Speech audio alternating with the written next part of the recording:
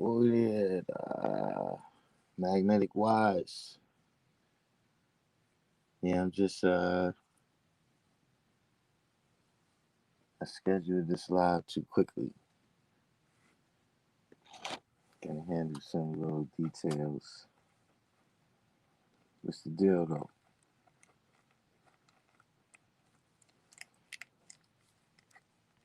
You can hear me, right? Well, I see my screen moving. Why is you complete?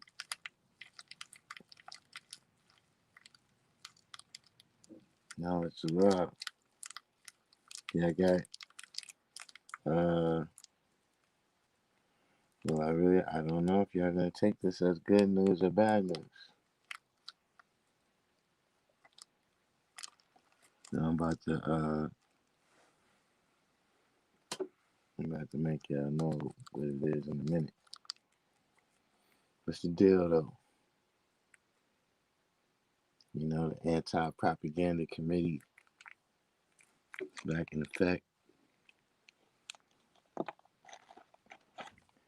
That should give us a little bit of time. That should give us a little bit of time to hide.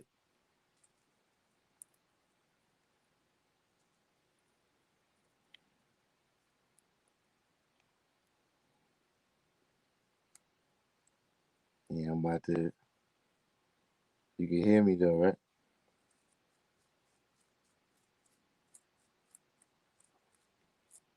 I gotta fix the camera right now.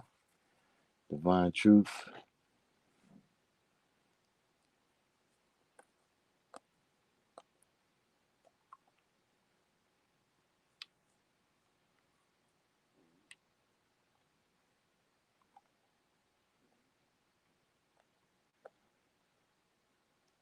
Allah true, peace. One thing we gotta get down to the nitty gritty, man. That I seen too is the difference between talking and building.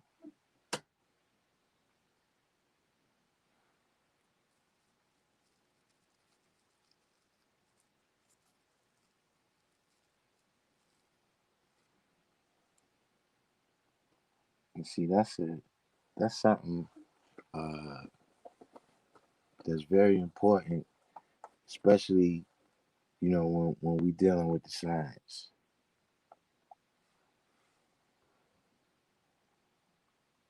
I'm talking about when you with other high scientists, right? And y'all might be discussing something that y'all don't see the same way.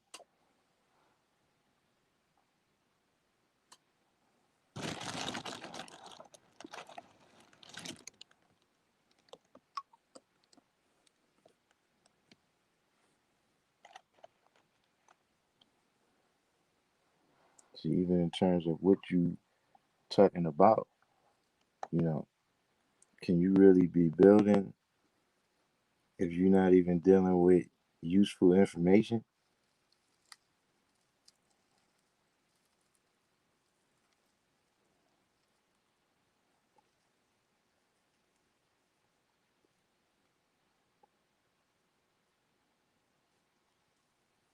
If we could have a conversation about sports, you know what I'm saying?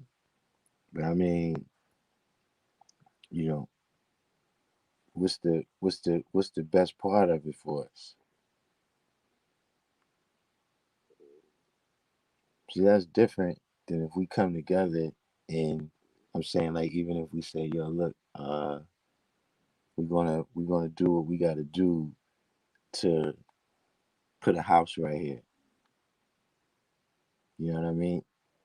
Yo, what you think we should make it out of? Or how big you think it should be? See, now we really adding ideas on with each other. Well, yo, listen, I ain't too good with the bricks and all that, but I can handle the plumbing. Now we adding on with each other with useful information. And see, now if we disagree, if I say, well, I think the house should be made out of brick, and then you say, yeah, man, but right now there ain't no bricks around here. It's gonna cost us mad money to get the bricks. Maybe we should make it out of wood. But then you might say, well, now the climate up here, man, you know, the the uh the wood, it's not gonna last a long time. But see, being that we know we come into an understanding with each other, right? We can easily have that, go through that little small degree of disagreement and still come out to the proper conclusion that, you know what, maybe we should try a whole other method. Maybe it won't be what either one of us first said.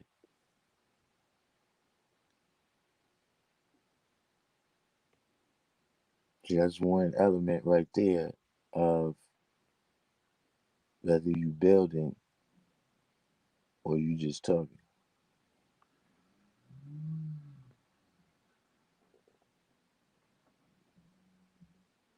You know what I'm saying? See, another element in there, man, whether you building or you just talking,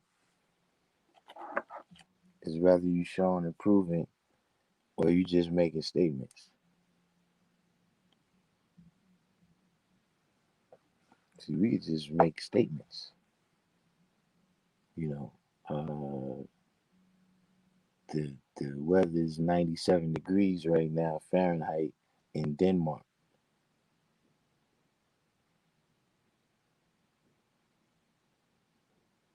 How should we organize as far as what? Because that's my point. I'm looking for, where is all the reparations people at right now?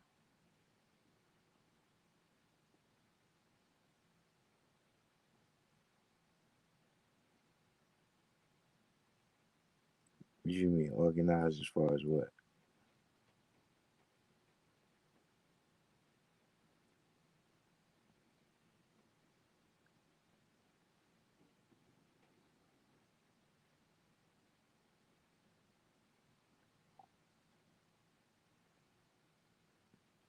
I mean, it's really just a state of mind. It's about, you know, you know the Bill degree in the 140.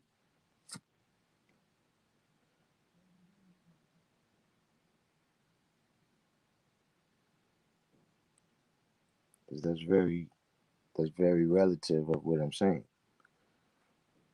But see, you got to realize that, you know, uh, right, there has to be an objective, right? But see, even if you're dealing with people who don't know the objective, you see what I'm saying? You got to remember that we don't get caught up in the currents. We the creators of the currents. So see, you could go and manifest your way in a certain cipher, right? And you'll be the one that's causing the cold current by what you saying it or who you saying it to. You see what I'm saying? Or what you saying, who you saying it to, and how you say it. I mean, you see what I'm saying? Like if you go around a whole bunch of babies, right? Like we talking about building. If you're not giving me useful information, it could all be true. But if you come up and start talking to me about geophysics, we going into the deep layers of it. You know what I'm saying? And I'm 8 or 9 years old. See, I created the cold current that my words is gonna strike.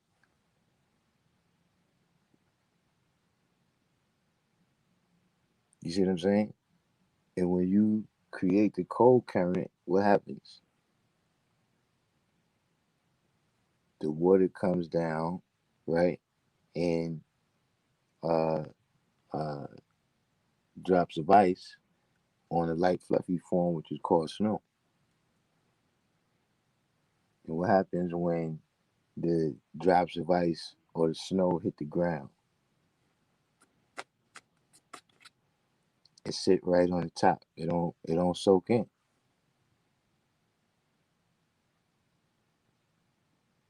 See, that's what happened when you in the conversation. It's a cold current. You know, you arguing with a person or whatever. What you saying is not sinking into them. What they saying is not sinking into you, because the word or the water is striking a cold current. Yeah, the only you said not right away, but the only thing that's going to cause it to soak in is when you come with a warm current. See, that's what happens when a warm current comes, and then the what? The snow or the ice melts, and then it can sink in.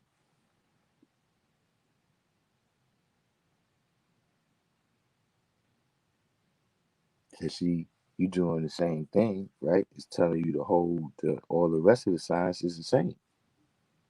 The water is not. It's not that the water is going up higher or it's going lower before it distills. It's the mist that you creating, that you putting your words into. So if you create a cold current with a brother, right? And instead of stating your arguments, right? When I say state your arguments, I'm talking about just in terms of, like I said, if we're gonna build a house, and I say, I think we should use this material, I think we should use this size boards, and you say, no, I think we should use those size boards. See, presenting your argument is just me giving the reason. Well, look, when we base it on the cost, this is the reason why I said this size. And then you might say, yeah, but, you know, if we do that, we're going to have to replace them in a certain period of time. So we might as well get these, because in the long run, price is going to be the same, but we're not going to have to replace it, for a longer period of time, or whatever the case may be. The maintenance may be. So, see, we just both presented our argument, right, without becoming argumentative.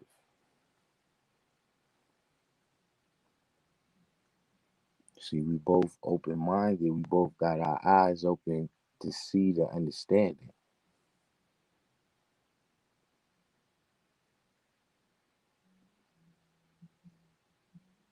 See, that's you should be able to just manifest, right? You know, wisdom, your understanding, right? And let that show your power. See, if you wisdom, your understanding, now you got to get into all this twisting and turning in order to, uh, yeah, I came on late today.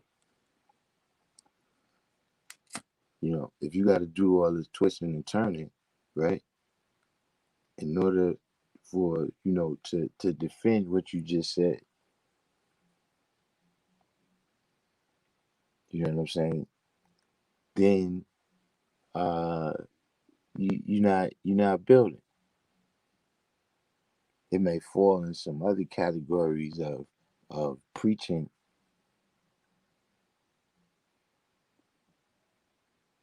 but see, that's when we go beyond the level of where it's not just my personality. Because see, when you hear somebody and they're a powerful speaker, there's a lot of different reasons that people is good speakers. So you got some emotional speakers. Like, Jesse Jackson hasn't really said nothing new in, like, you know 35 years. He said the same thing every time, but he's an emotional speaker. you know then you got some people that, they informative speakers. Like when you listen to them talk, like at the end, you gotta organize all the knowledge that they just dropped on you. You know what I'm saying? And then you got some people that they volume speakers. They just talk loud. When they coming out of the block, you can hear them. Them too. That's another group of people. A lot of times they ain't really saying nothing, but because they say it louder, they're more forceful than everybody else. See, these are the things you got to be aware of. You know what I'm saying? That there's some people that they just they very quick with it,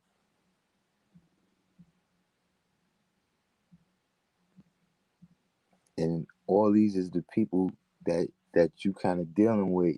You know what I'm saying? When you building, but sometimes that person's personality, right, will take you out of the realm of building, and now you know you just defending, uh, you know,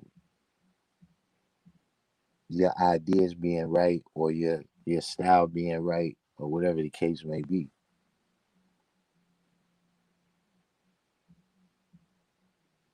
I just watched. I don't even know how I got caught up in it. I saw the dude. I the last couple of days being that I haven't been outside really with the weather and everything. I was watching a lot of videos. You know what I'm saying? And I watched two Christian these two Christian guys, and they was having a debate about uh let me see if I can articulate it. They was having a debate about whether there's one God in the sky or if it's a three-headed God in the sky. I'm not exactly sure because uh in the midst of the conversation I realized that it's like it's yesterday. Like I'm sitting here listening to these two dudes. I don't know if they was all the way preachers, but they was theologians. And I'm sitting there listening to these dudes, and I don't know what they're talking about.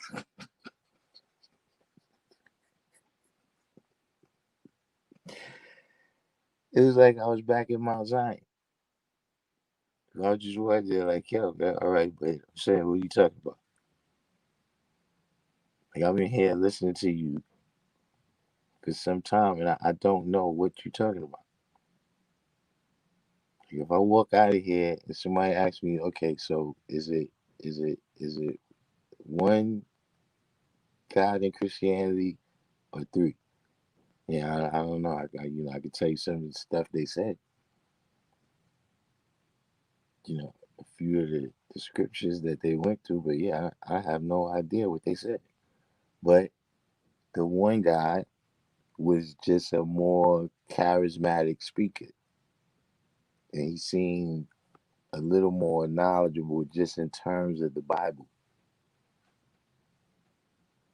So you got to be aware of that. See, like you go in the court of law, right? The person who is right ain't necessarily gonna win. It's the person who come in with the best strategy. You know what I'm saying? The best legal strategy and the most eloquent way to describe their strategy. So see, you got to be aware if you just getting into that, right? If you just getting into, you know, a legalistic battle, you getting your legal beagle on, where because you could do that. You could argue a point and you don't even, that's not even, you don't even agree with that. So like my daughter, she's in the debate. She's in the debate uh, class, right? The debate after school thing, right? On the debate team, right? Now, I've seen times where she come home and she's like, "Yo, I gotta, I gotta, I gotta debate this point right here. And then like the next day, 2 days, she come back. She's like, yeah, I'm doing the debate, but now I'm doing the other side. Like I'm on the other side of the debate.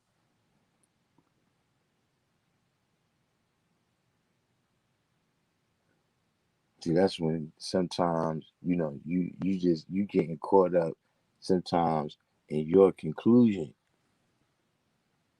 and then you stop building, and you just start religious speaking.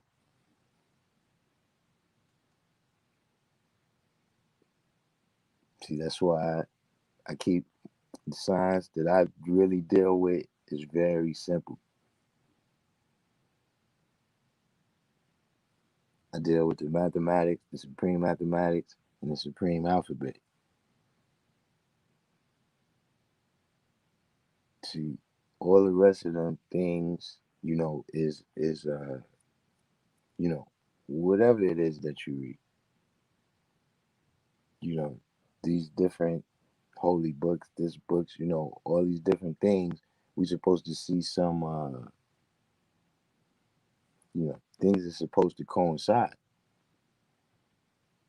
You see, like after I came out of that conversation where, like I said, I listened to the two Christians debating. What's the biggest conclusion I got out of that? Is that the Bible contradicts itself all over.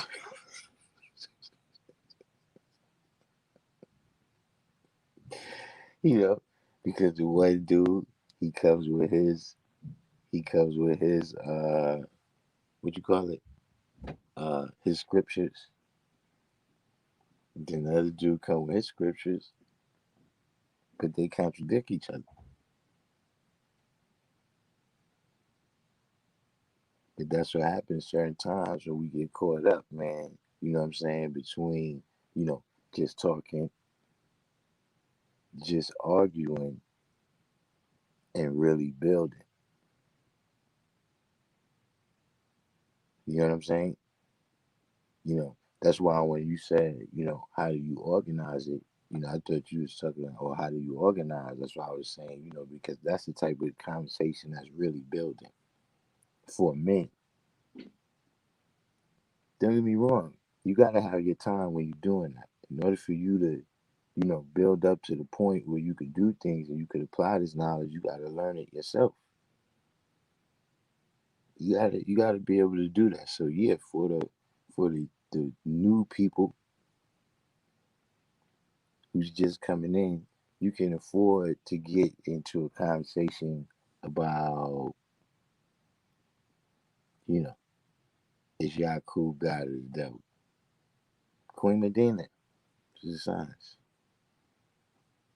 Good looking on that super chat right there. Matter of fact, it's a good thing you came right on. Came right in the nick of time.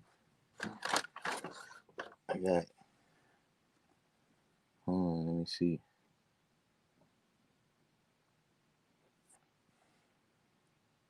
Whoa, I got some. I got some moss.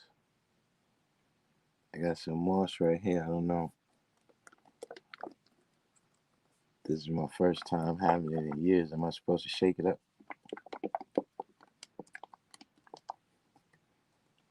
This looks.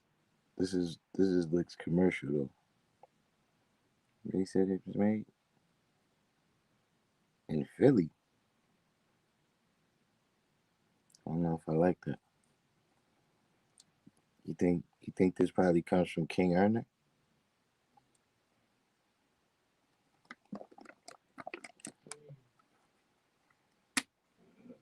So y'all, since y'all started drinking, cause I actually just drink it. I wasn't thinking about no how many ever nutrients y'all said was in it back then. I just was drinking it. Uh, is it gonna fix this? I got a horrible hangnail there.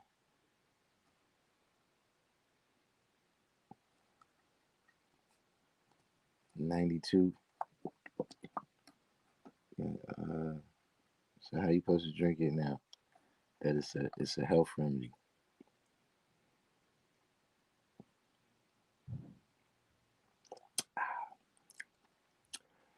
That's decent. Not as good as the one I used to get.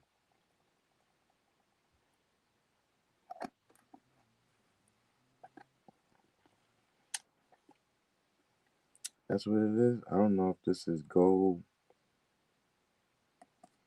It look gold.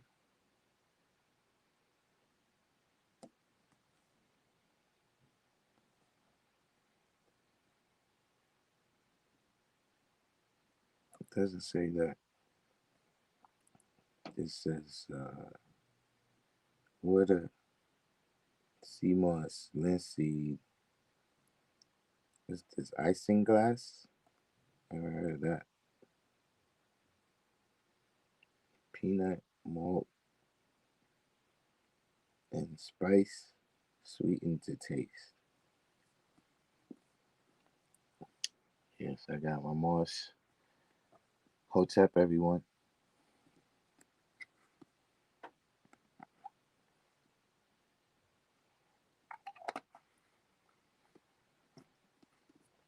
I see how fast it's supposed to work. Got my moss over here.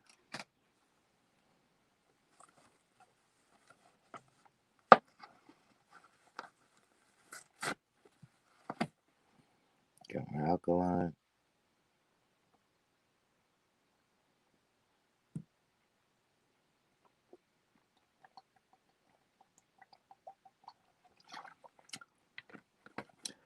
Next year, sovereignty papers go on sale. January 1st, sovereignty papers go on sale. Link will be in the description box.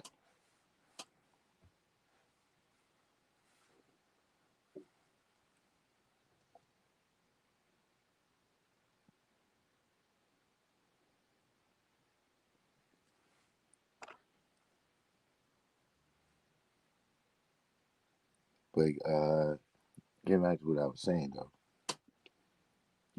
that's for the the children.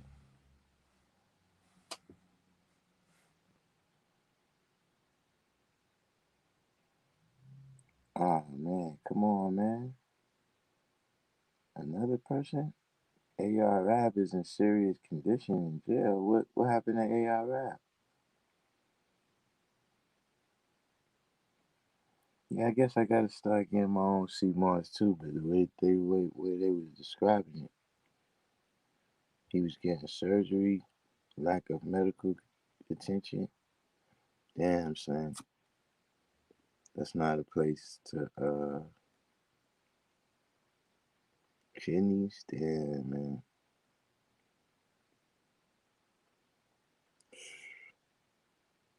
So you make me want to take another sip of that Mars real quick right now.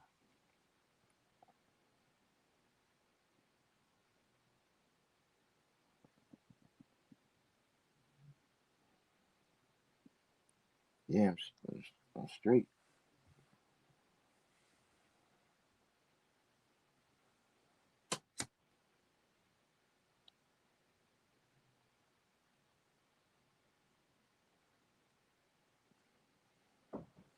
If uh if if uh if Don Bishop comes on, I'm gonna show y'all another level,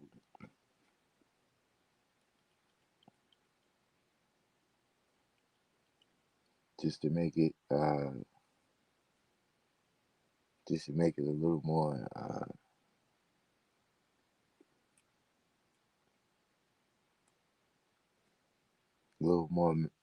attractive proposition for you to get your sovereignty papers starting January 1st.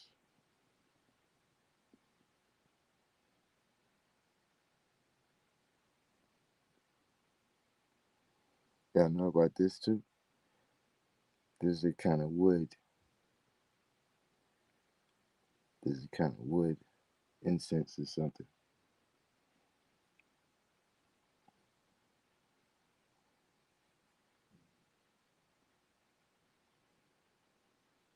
Yeah, I got my alkaline water over here.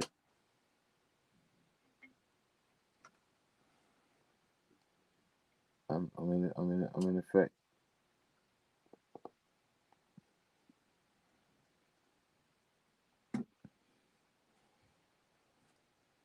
So you know, as long as everyone understands that there'll be sovereignty papers starting January, start January 1st.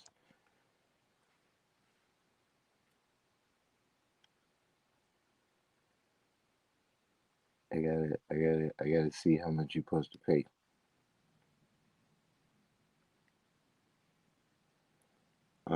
That would they call it like Ipsanto or something. I can't recall, but I think you could get it from the like the Africans on on 8th Avenue over there. Like those are the people, those stores where us Hotep brothers go.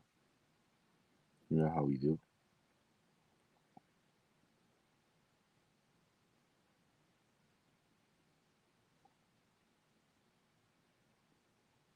But yeah, a lot of that, you know, going through a lot of that stuff. That's for the youngsters. You know what I'm saying? Youngsters in the knowledge. Not just physically. You know what I'm saying? You got to get your use. You learning how to use mathematics and all that. You got to get that how it's supposed to be. You know what I'm saying? But after that, you're supposed to be, manifesting some ideas. And you can't do that when you're getting bogged down with each situation because you don't know how to build.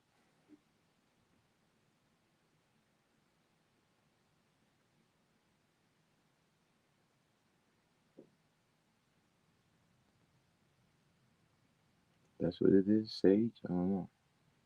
They told me it's I can't recall the name. It's Ipsanto or something like that.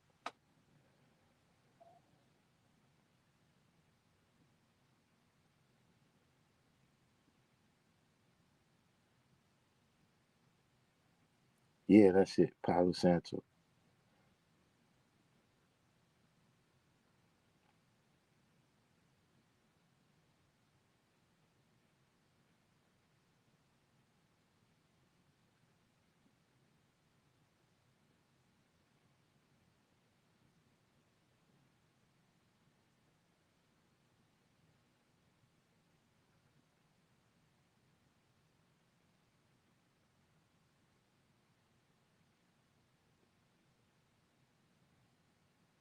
What are you looking at an abandoned hotel in upstate New York for?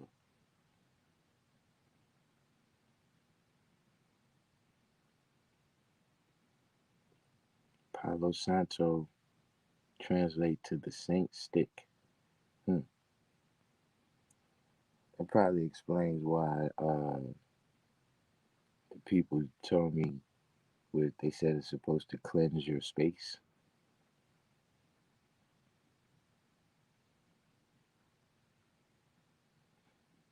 D1X said he think he has a problem.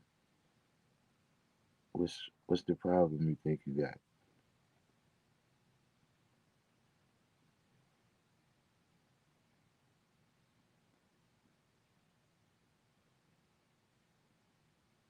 Yeah, I don't know about no cleansing no space, but it smells really good. That's why I like it. Holy stick.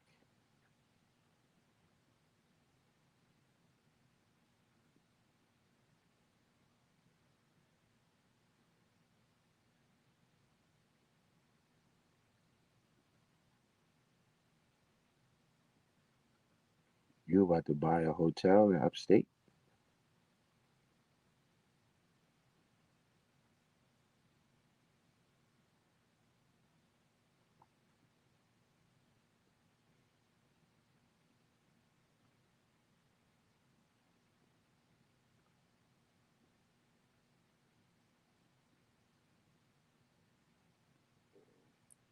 man. Yeah, you might do have it. You might do have a problem, Houston. You asking how old Amina is?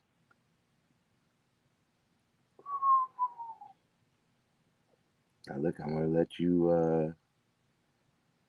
Let me see. Amina. I want to say Amina is about 41, 42, somewhere in that range.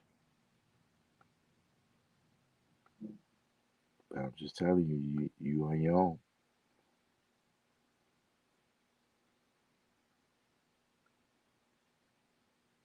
When Rod Serling steps into the screen with you, don't say I didn't warn you.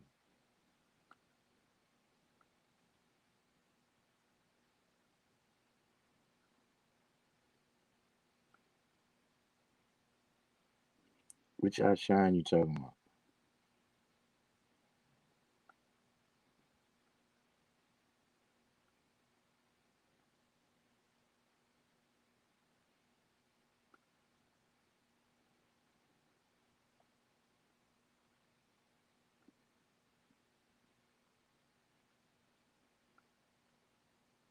I'm saying though, a hotel in upstate New York.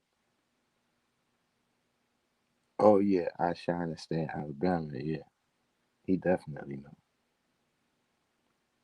I shine. That's last time I seen I shine. He gave me no. Actually, I seen I shine the other day, but I think the last time he came up here, he had a whole bunch of tea tree oil.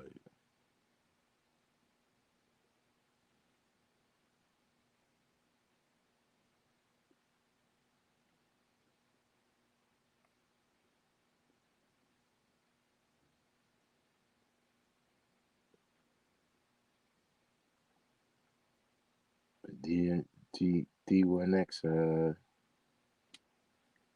tread lightly.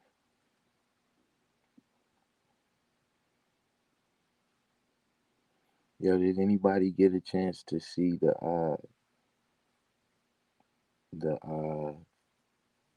the link that I put in the community tab?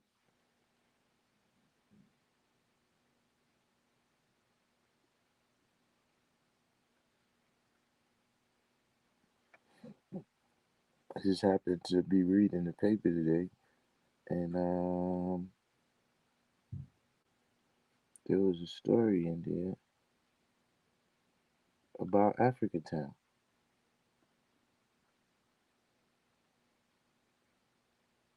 Remember we was building with Jack King about it, and he was saying that it was a brother that played for the Mets when they won the championship, Cleon Jones.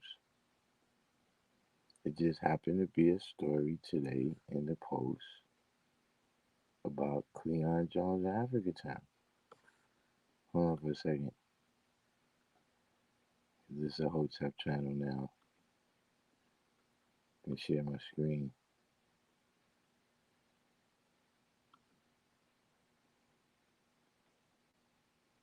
Show you how I do things.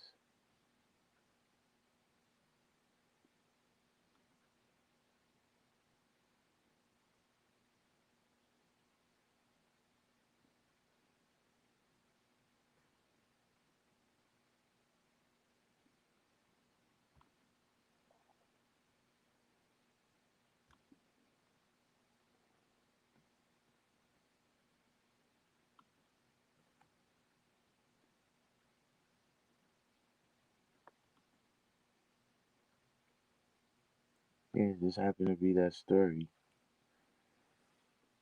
about Africa Town and the brother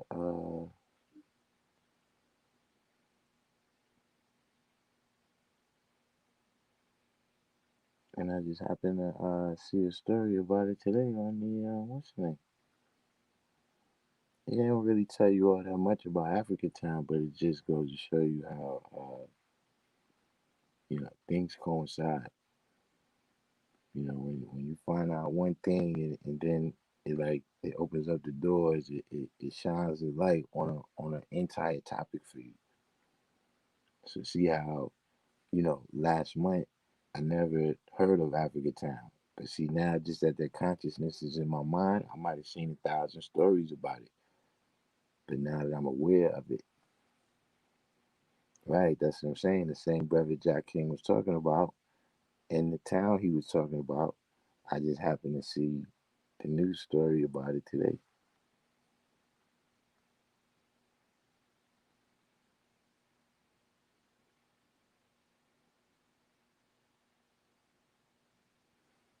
That was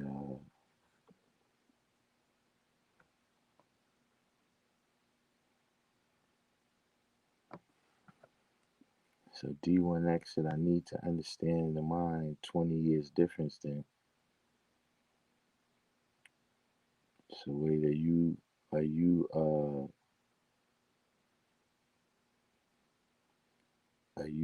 are you 21 or 60 or 61?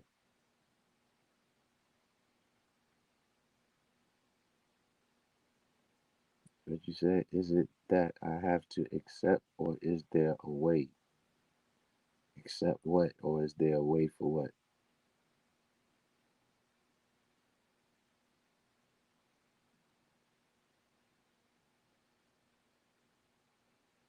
Feeds started shopping and feeds started popping up on your timeline about Africa Town. That's the Illuminati stuff though. I don't like that.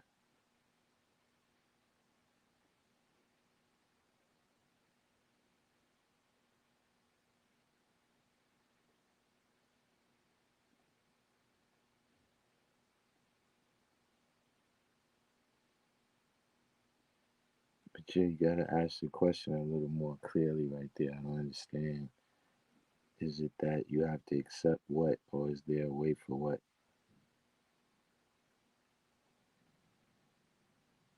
Generally speaking, I would say if there's a will, there's a way.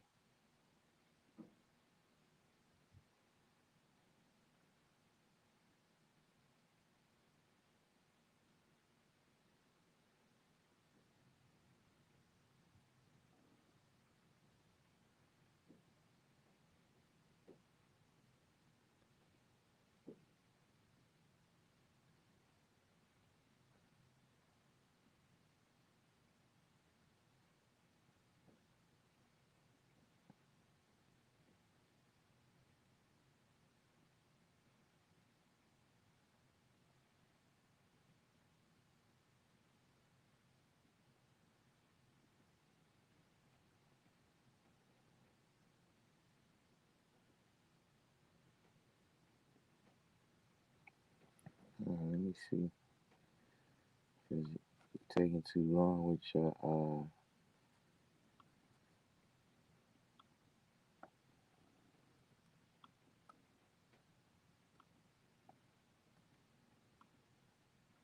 taking too long with your questions.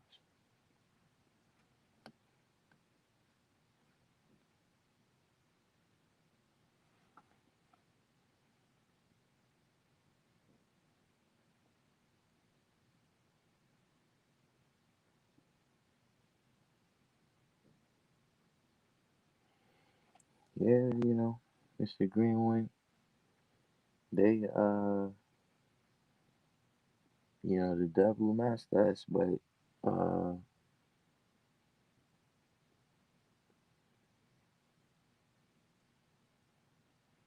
you always have to master people, but people play a lot into it too.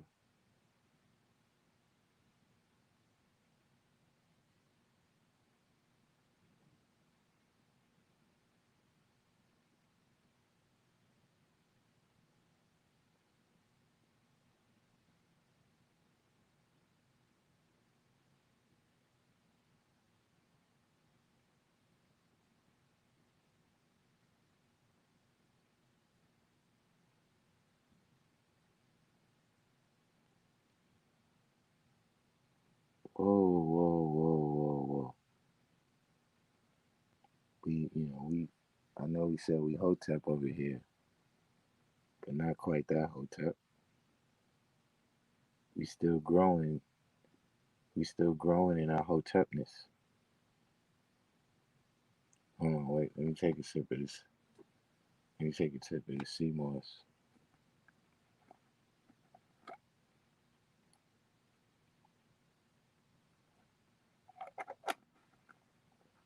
All right, now I still don't know what you're saying. Even after taking a sip of sea moss.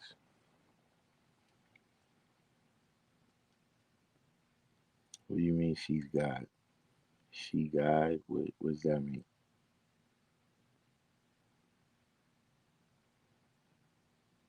If I put some rum in it, you think I see her as God then? I don't know if that's gonna work. The crystals? I go outside and get some crystals.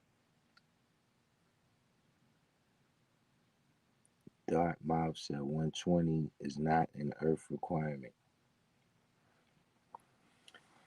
Uh,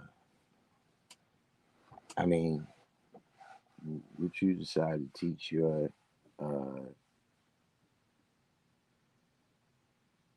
earth is what you decide to teach her.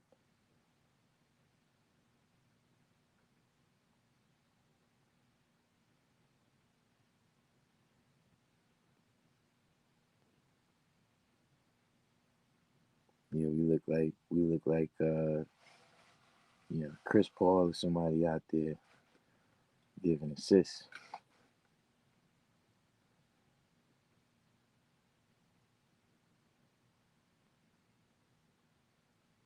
Yeah, it's definitely hard in society for her, but when it comes to that, you got a couple different philosophies. You know what I'm saying? You got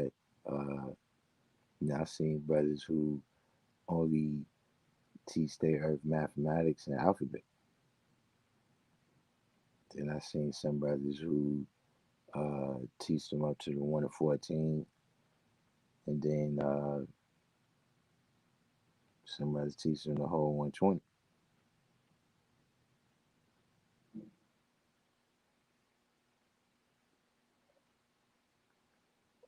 Jignesh coming from Facebook.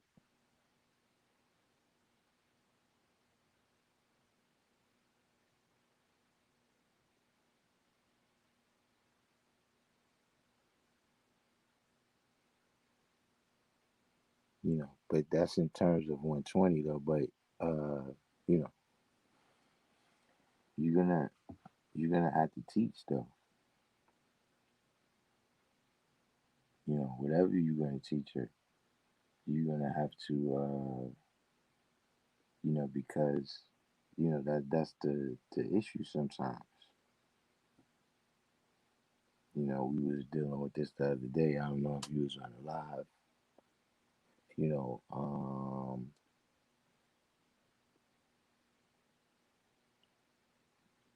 a lot of times when brothers go to teach the woman, you only teaching her about you. You're not teaching her nothing about her. So then, you know, they stray away from knowledge.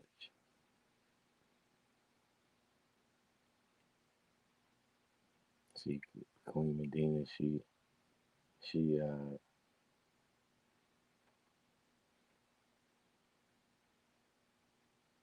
this is she can make these statements. But because we hotep, we we let her we let her go right on ahead.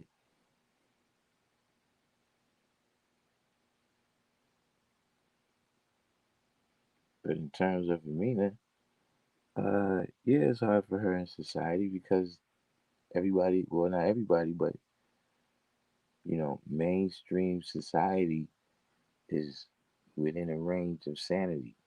You know what I'm saying? There's some people that's too hype, and there's some people that's too down. But generally, everybody's in a range of what we call normal. You see,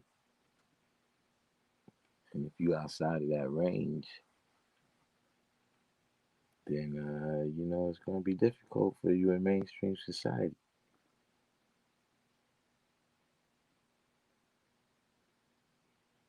See, Queen Medina, I'm not going down. I'm not go, I'm not going down that rabbit hole. I'm not going down that rabbit hole with you, man. Then next thing I'm gonna lose my hotel status, and I won't be able to sell sovereignty papers starting January 1st. Link in the description box.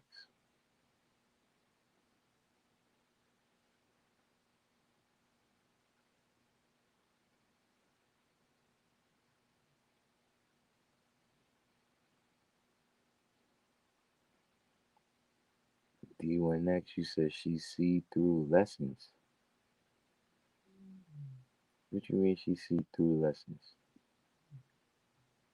Like she understands the lesson?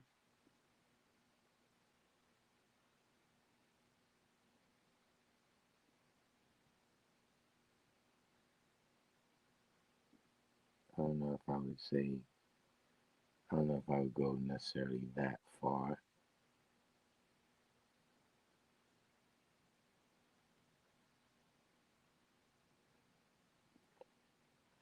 Yeah, you gotta get a passport because I gotta go out to Central America so I could get the herbs and everything. I gotta go out there and get my healing herbs.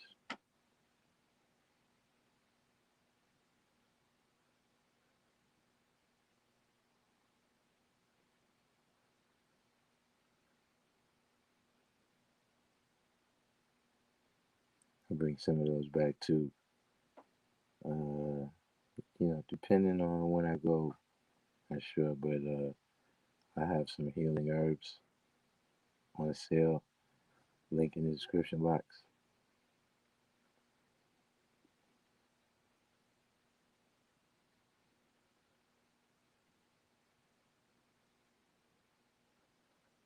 You gotta go out to Central America by the equator and all that.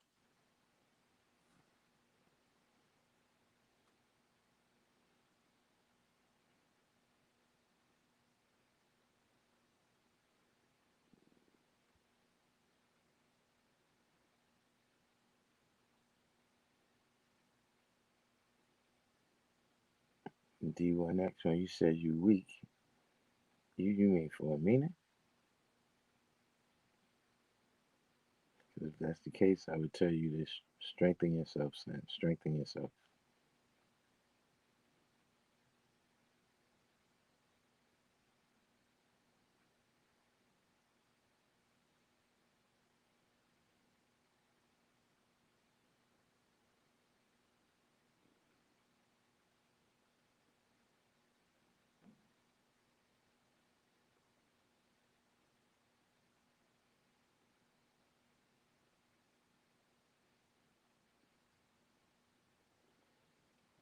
Uh,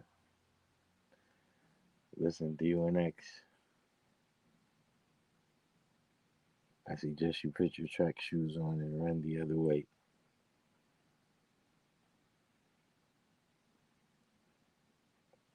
Just a suggestion.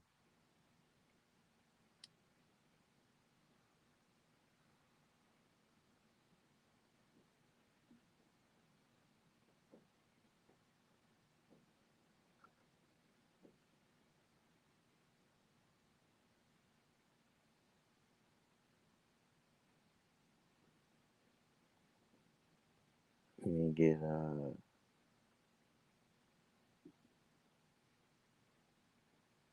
we didn't get Don Bishop.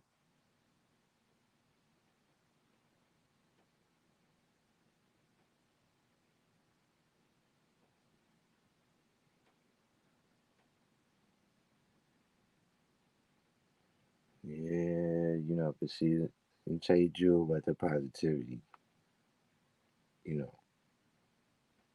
know, adding on to what you're saying when you say you need something positive in your life is that you know, so you may not want to accept it.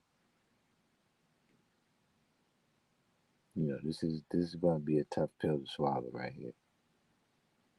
But see, there's some people whose negativity is too great for your positivity.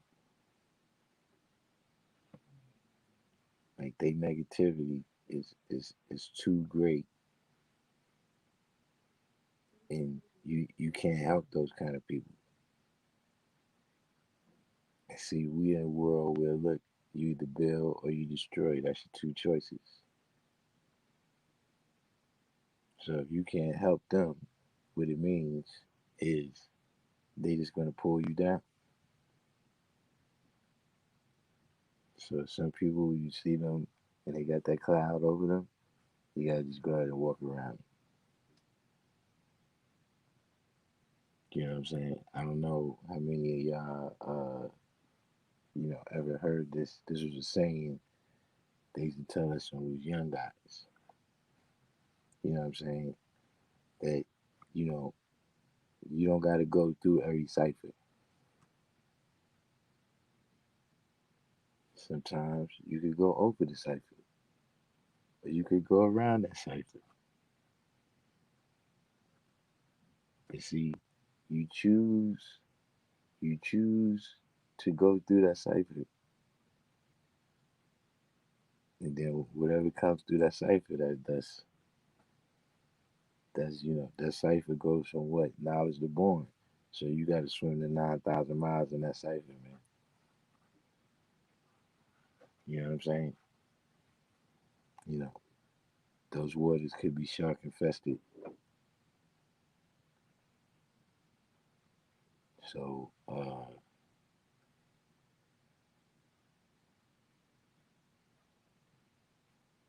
yeah, we can talk later on Instagram. I'm still gonna tell you some things. Queen Medina, you know about the praise dancing? I found out about praise dancing a couple years ago. Uh, actually at a funeral.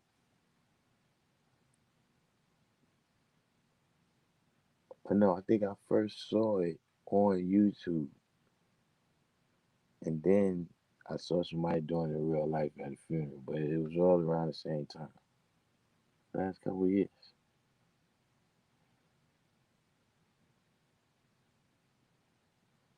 But yeah, a lot of times, man, with a lot of people, you can't help them. They just gonna pull you down, so you gotta just leave them alone. You know what I mean? Seems cruel,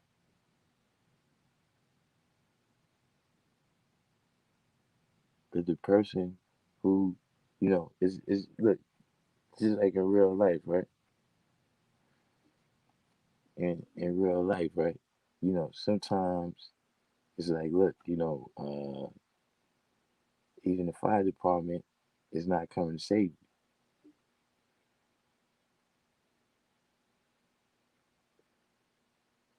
because it's going to cost too many lives to save you.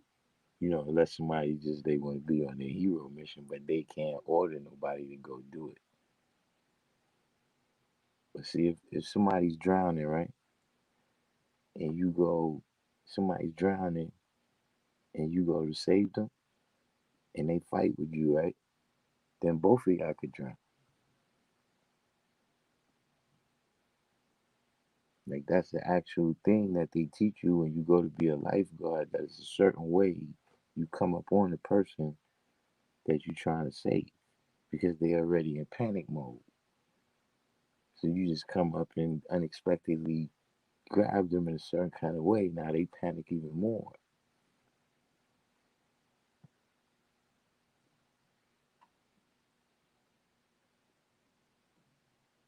It's like if you out in the water and I throw you the life vest, right? You gotta grab it. You got to put the life vest on, and then I can pull you over to the boat. To see a lot of times the person you trying to save, my point is, you know what I'm saying, they have to be able to cooperate with you.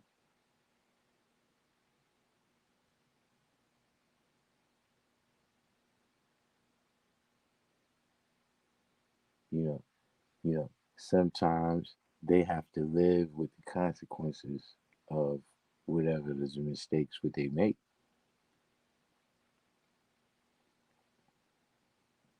Like certain times it could be a lost soldier. It could be somebody who's lost at sea. Then it's like, yo, the conditions, they like, yo, saying the conditions is too dangerous, man. Everybody's tired out here. You know, we got to call in the search for the night. We come back out search for you tomorrow. So sometimes a person did something, you know what I'm saying? You know, or you might have been in that situation yourself. You know what I'm saying? Hopefully, not too many was in that situation. But you might get in trouble. At first you get in trouble in school, your mom's just gonna get you.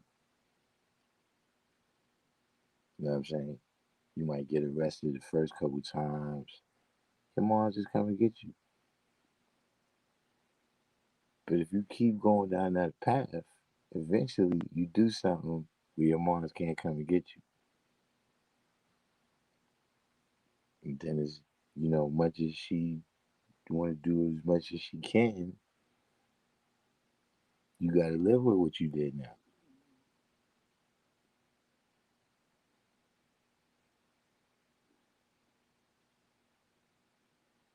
So just saying that these people, they be, you have certain physicals that you like, yo, man, I wish my physical would do the knowledge, man. You know what I'm saying? Yo, he seemed like a type of person that'll be good when he get his math.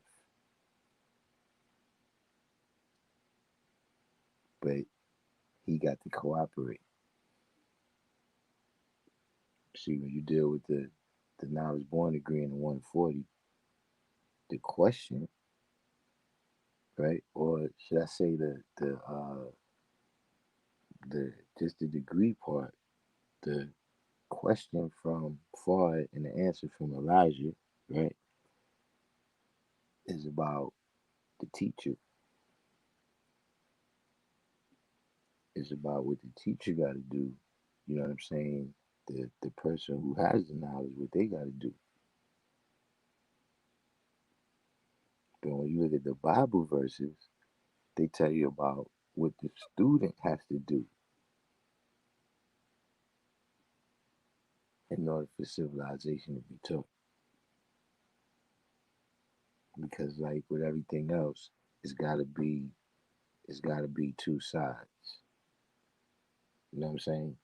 When I say two sides, I'm talking about you got protons, you got electrons, you got positive and negative, give and take, up and down. You got teach and learn. You know, you got saving yourself and you got saving others. So when somebody else come, right, to save others, you gotta be ready to save yourself.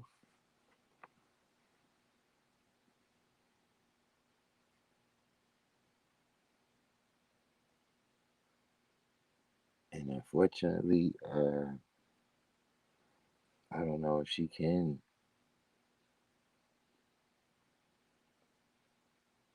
I don't know if she can.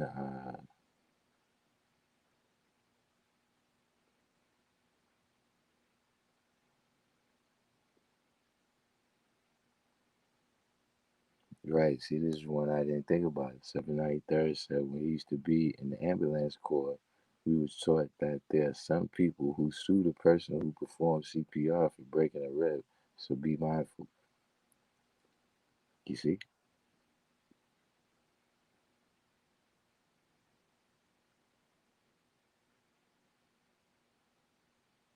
Or you might run into somebody. 793rd. Remember that episode of the Jeffersons with George? George saved the colored man life, and there was like some KKK people or something. They was having a meeting, and somehow or another, George Jefferson saved the dude's life.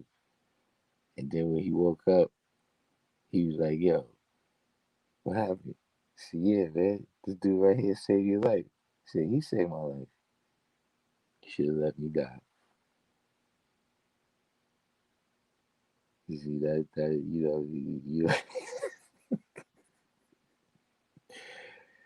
it's all those kind of people, man. It's all those different types of people, man. You know what I'm saying? That's why sometimes you gotta just mind your business.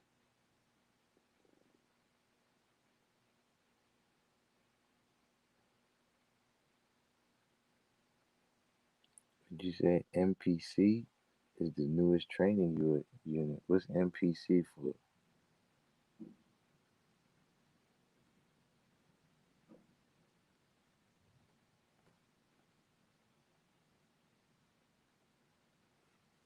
Multiplanetary consciousness?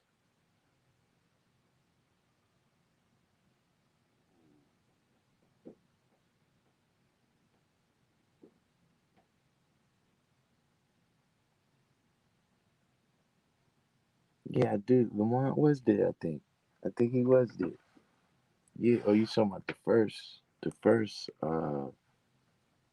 first Lamont. Um, Not Lamont, Lionel. First Lionel. Lamont is Sanford and Son.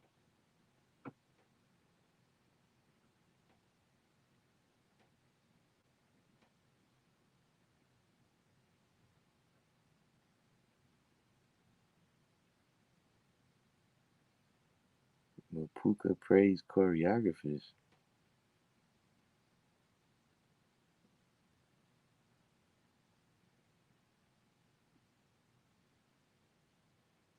I don't know what's going on in the church these days, man.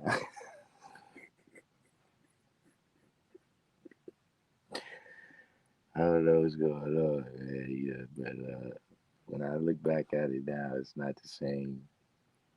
Except for that debate that I was watching today, it was like, yeah, this is back.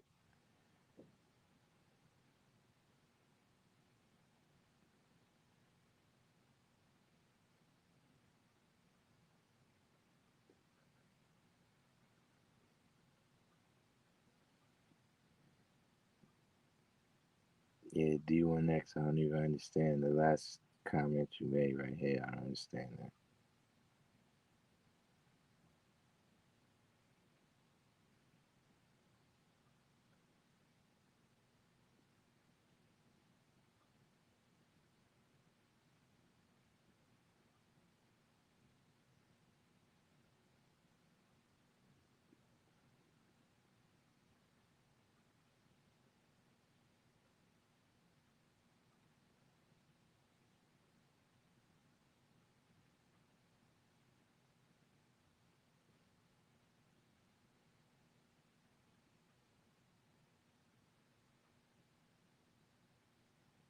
Oh, it's I said I'm just in, and as far as my first bid was in '98, the week of the Columbine school shooting. Bail was 500. So that was the first time. That was the first time your mom told you, uh, you're gonna have to live with that.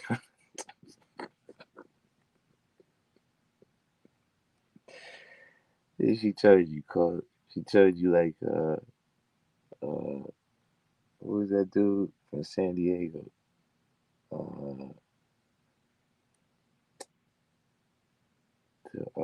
The Crip dude from San Diego. He was on Def Jam. Damn, what was his name? I used to like dude.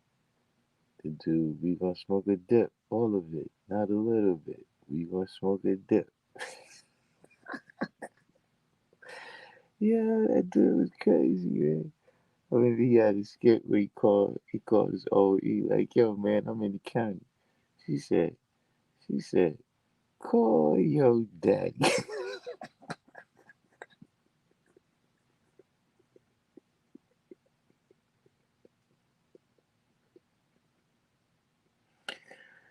Oh man, oh man, can't say peace no more. Watch. Yeah. Gotta introduce you to the new program here. Got my moss. Got my moss and my alkaline. Got the moss, the alkaline,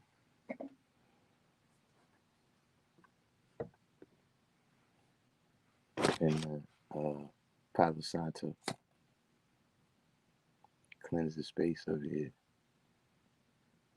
Hotep, my brother. Hotep.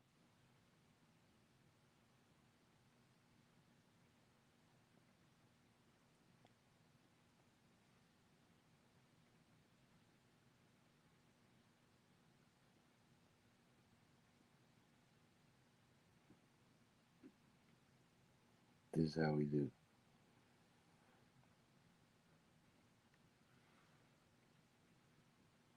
Take a little sip of the moss.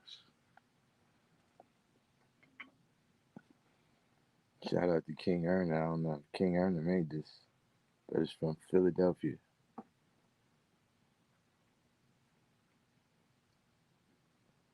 Castor Avenue.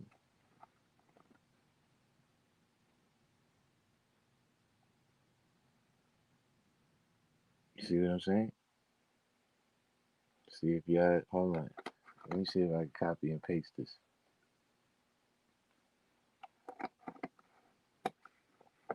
From,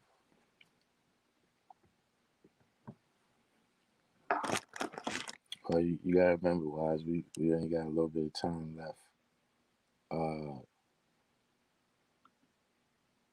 can everyone see that? You see that?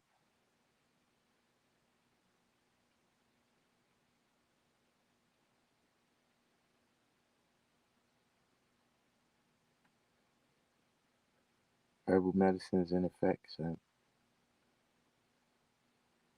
Thanks to Florence Christopher, who's joining us from Facebook right now. Full effects and herbal remedies. Ashe.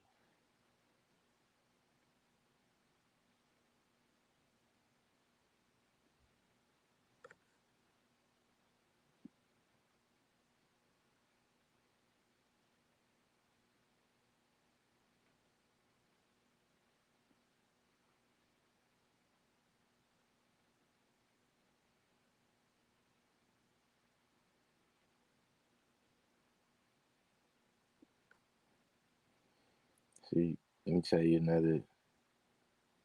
Let me drop another jewel. Let me drop another jewel on you here. Let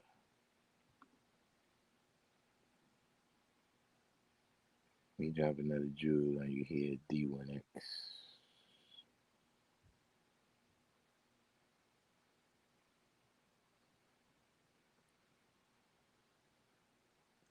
Drop another jewel on you here. D1X. You cannot apply logic to illogic.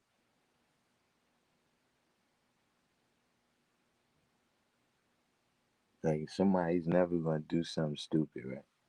And you never gonna see a day where somebody do something stupid, and then you say, "Oh, I see why you did that. Makes perfect sense." If somebody do something stupid and it make perfect sense to you, right? Guess what that means?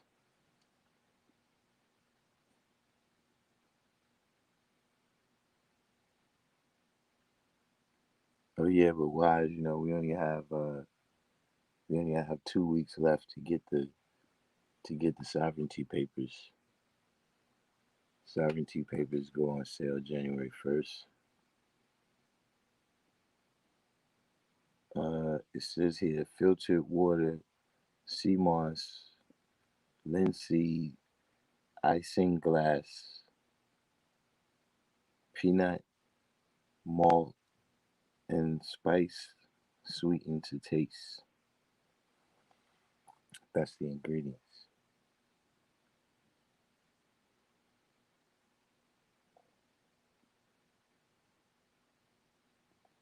It's pretty commercial.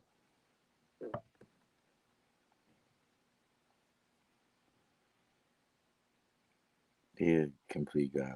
The lips of wisdom are mute except to ears that understand. Yeah, this is exactly.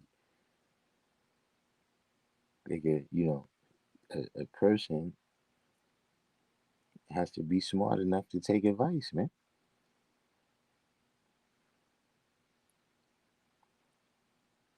Like that's just the signs for people.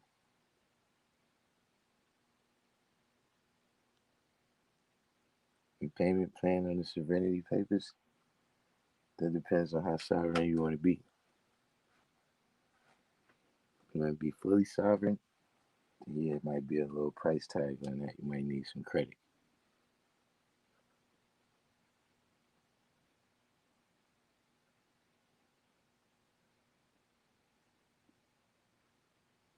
So that's what you got to be aware. That's what you got to be aware of. Uh, one of the sayings that I think illustrates the point that I'm making. You know what I'm saying? Uh, very, very clearly is Harriet Tubman when she said that I could have freed more slaves if only they knew they were slaves.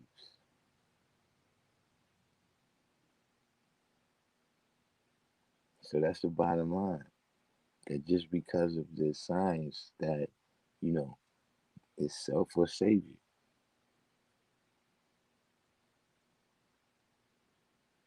So, a part of saving others is them saving themselves. It don't matter what it is. You could be a medical doctor. You tell a motherfucker, look, don't eat this food, don't eat this food, don't eat this food, don't eat this food. What do they do?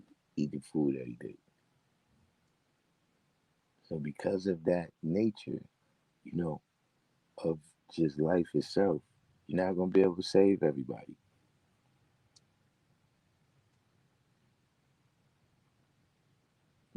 Doesn't really mean nothing about your sincerity. It's not like you didn't believe in the word enough, and now you're going to hell. You need to repent. It's just listen. You're not gonna be able to save everybody. So save who you can save, man. You know me. I don't really. Yeah. I don't feel bad when I can't save someone.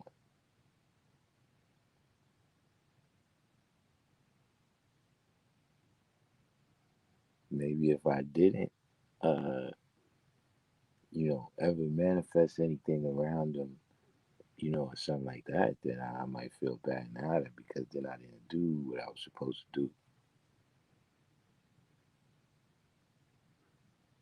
But I've never heard of the other time. Like from the time this knowledge started being manifested, we all hear the word with multiple people.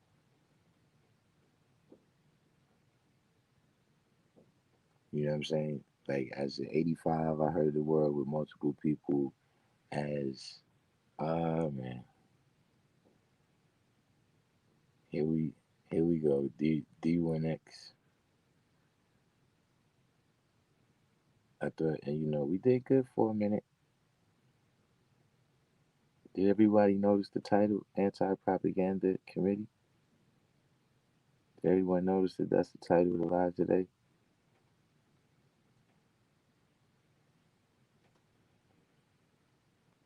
Guess it lasted for a minute.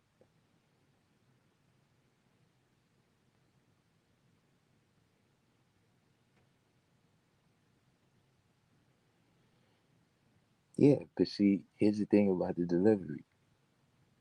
You know, it could be 10 of us standing there, right? In any given situation, right? Let's say it's 10 of us standing there, right? And we all hear the same message. We all hear the same words from the same people. For some of us, that becomes the foundation that we begin to build on. You know what I'm saying? even if it's just for that topic. But it's somebody, a time, with a lot of things you go back, yo, this is the first time, somebody took me to play basketball and I had mad fun, so I kept doing it.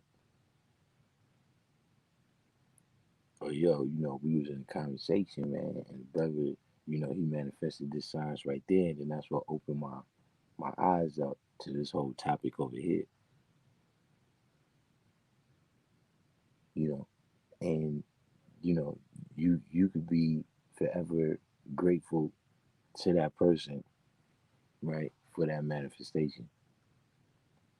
Now, the next person may want to fight that person because he said that.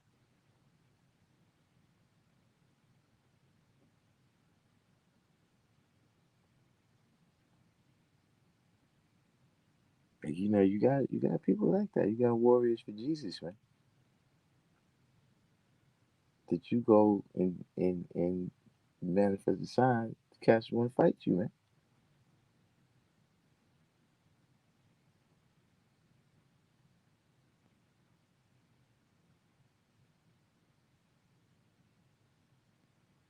So I don't get too attached to the outcome.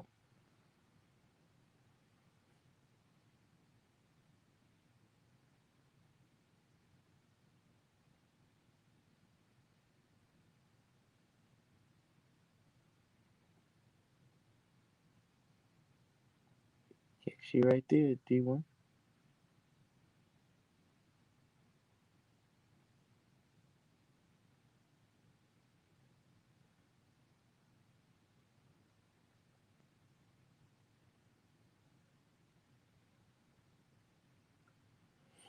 You know, unfortunately, uh, no, we can't do it for everyone. You know what I'm saying? We can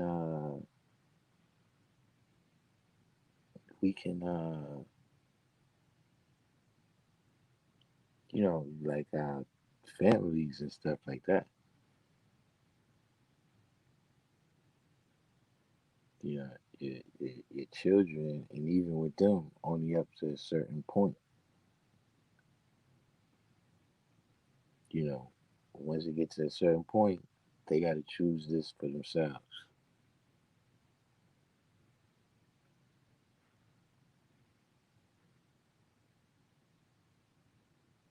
See, even with us, we on here right now. It's only a handful of us, so we probably on five. But up to a certain age, they could take me to church because I didn't have nothing else to do.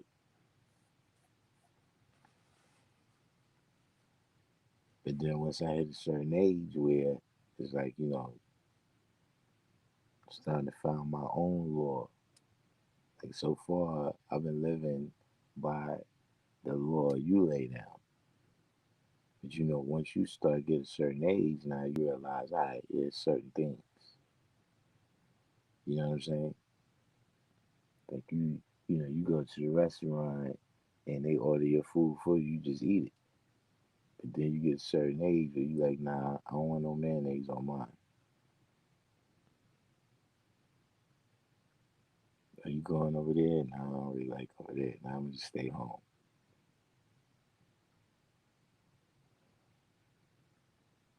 So, even when it comes to your young, eventually they gotta choose this for themselves too.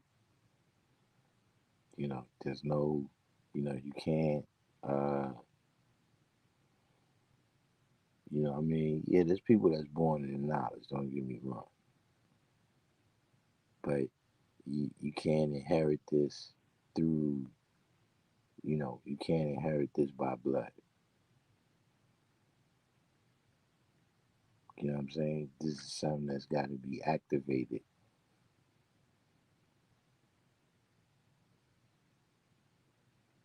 Like some aspects of things, it's like, look, you can inherit a certain amount of intelligence, but really using that intelligence in a smart way. That's something that's got to be activated in you.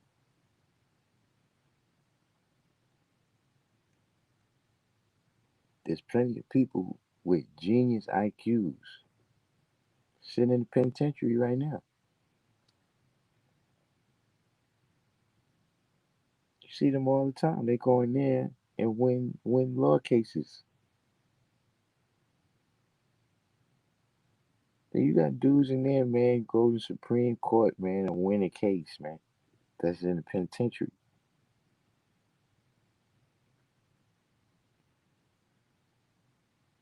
Okay, it could be that they too smart for their own good, but what it also comes down to is they never learn how to activate their intelligence.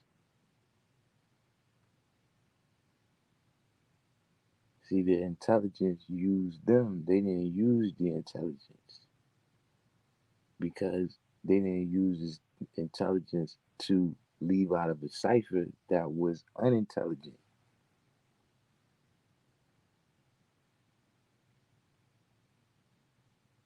So you was only intelligent. You intelligent enough to analyze this right here where you at, but you're not.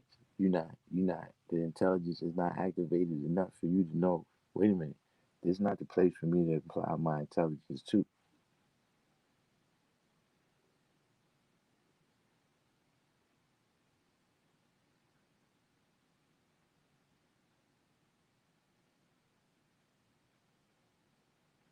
Yeah, VC realm, depending on where you're from.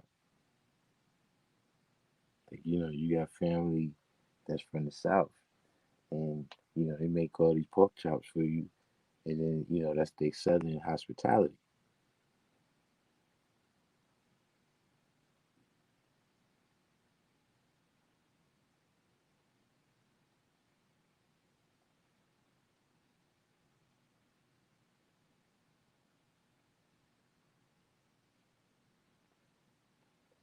Shit, A Sun Tzu used to get into it with gangsters all the time, building on the sign says on yeah, because you know, uh,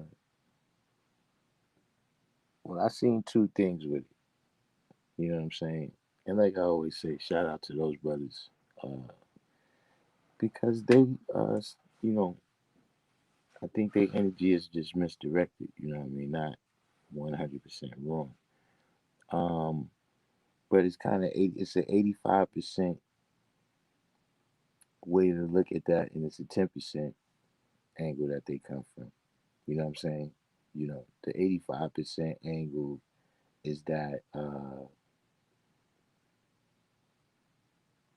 you know, they gotta be in that mindset. Like, dude, I got, enemies that's trying to kill me. You know what I mean? I gotta, survive out here the best way I can. Like I can't be thinking about all this knowledge shit and all this everybody's brothers. Nah, fuck all that. I got to remain in this mindset because that's the only way I'm gonna survive this world.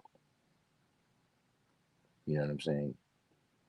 So, you know, they people that you present the knowledge to them and they exactly fit the description that, all right, I know it rain, hail, snow, and hair, thunder above my head. But I ain't trying to get into that, honks. And then you got the 10% angle where it's like, okay, well, you know, if you start teaching everybody around here that science, why would they ever get into it? Like, if you teach them that they got, how they ever gonna be, how we ever gonna get them to submit to, you know, how we gonna get them to see that now you can't stand on your own, you gotta stand with us.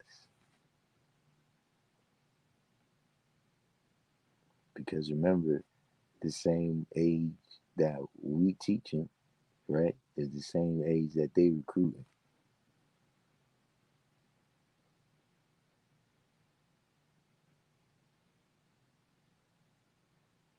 And and then another aspect is just,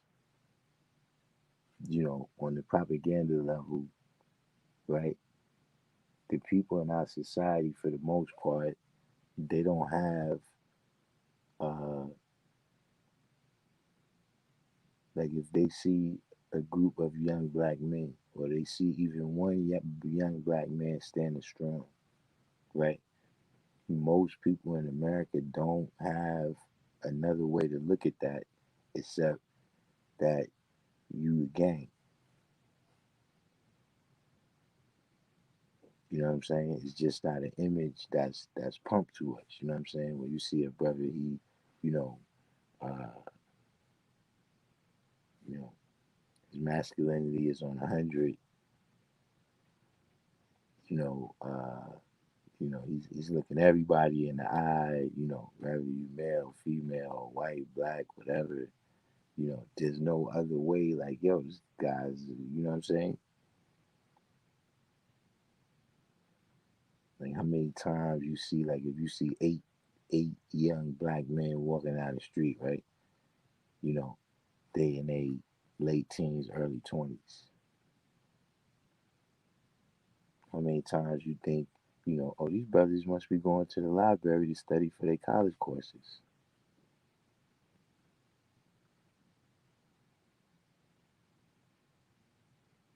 Well, yes, it's called, toxic masculinity, but that's a whole.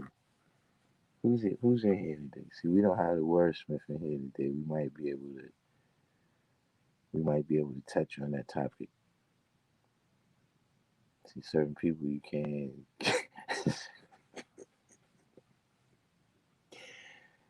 See, I know this room now. Certain people, certain people, you can't talk about certain things. You know what I'm saying? But you know, uh, that's not something that's useful. You know, there's a lot of different reasons on a lot of different levels. But one of the primary levels is that, uh, especially when you deal with the 10% of society, the 1%, the people who's really out there controlling minds. You know what I'm saying? FDJ beats. Uh, the problem is you don't want you don't want other leaders out there.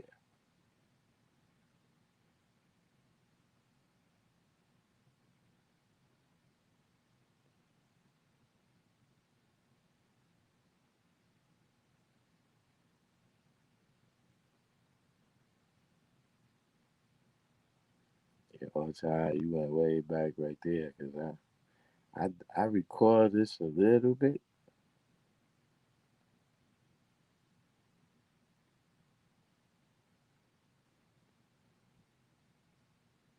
I record this a little bit, but I don't even you got me drawing a blank on that one.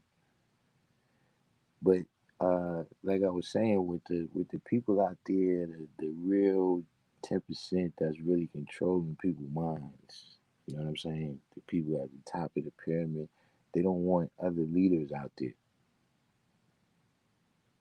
You know what I'm saying? You know, like they was saying, uh, oh yeah, it's a lot of you know people. It's some uh, once that IQ tests intelligence. I'm not gonna say intelligence in general, but once that IQ gets too high, it's like a range that you really got to be in. But once it get too high, then you only good for certain things. And you could work in academia. We could put you in the science lab and just tell you, look, do these formulas all day. But if you bring them out here and you tell them, okay, now apply that, they can't do it. Like they could come up with a technology, and then you got some other engineers over at a company that'll take that technology and make a product out of it. You know, socially and all those type of other levels, they don't have the same level of intelligence. But if you notice, that's the problem with masculinity, what they call toxic, what they call it too, the uh, the patriarchy. See, because the patriarchy is about rules and principles, you know what I'm saying? And, the one person embodying the rules and principles and being the leader. So, one of the first places that, you know, the masculinity became toxic, uh, I wouldn't say became toxic, but it started to be spoken on as a toxic thing was in the church.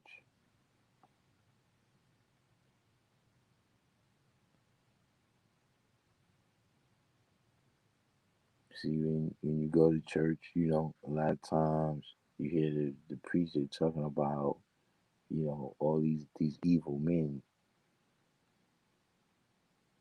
you know, you got all these evil men surrounding you, and you have to just be a woman of Jesus.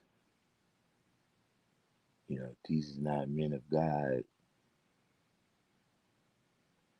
These evil men, you got to stay away from them. You know, now, hey, listen, maybe they sincere, but you're not going to tell me that it's not a level of just listen. I don't need no other nigga checking your trap. This is what the preacher is saying. I don't need no other dude telling you how much money you could put in the plate. I don't need nobody else with a plan. Like when you come here, I give you a plan. I'm gonna paint the church. I'm gonna do this. I'm gonna do that. I need the money. Now you don't need no man telling you, nah, nah, nah, nah. Don't give him that. We saving this money to get us a house. Jesus got his house right there. That's the Lord's house. All right, that's fine. Let him hook that up. We get in the house.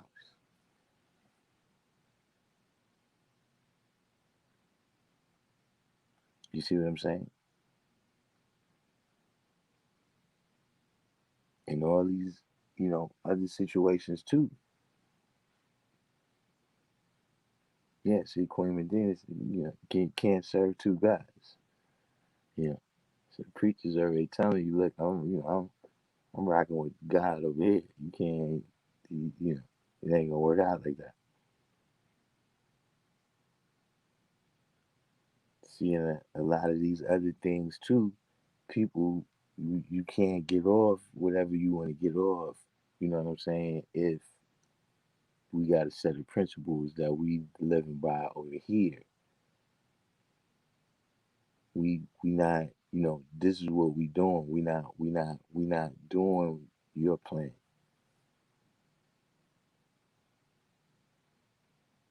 And see, at one time, that's how it was.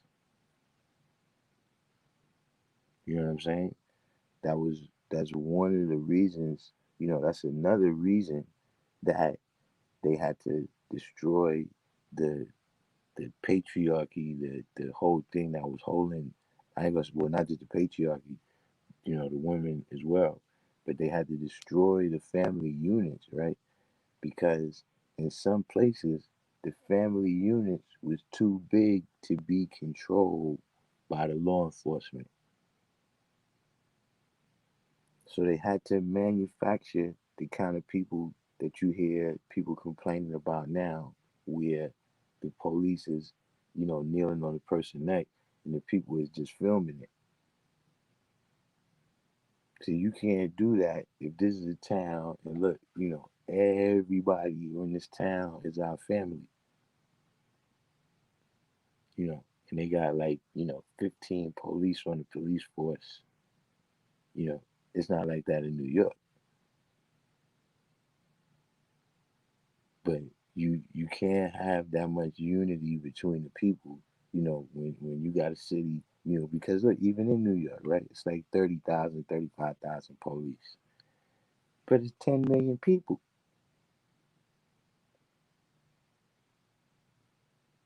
So what's the key? Them 10 million people can't get together, man.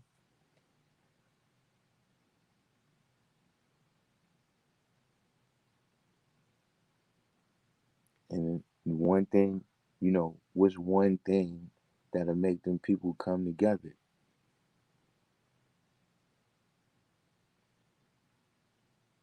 You know, the way that'll be most beneficial for those people to come together is under strong leadership.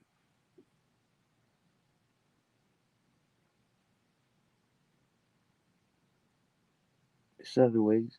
People come together because they're in the same situation. People come together because they got the same enemy.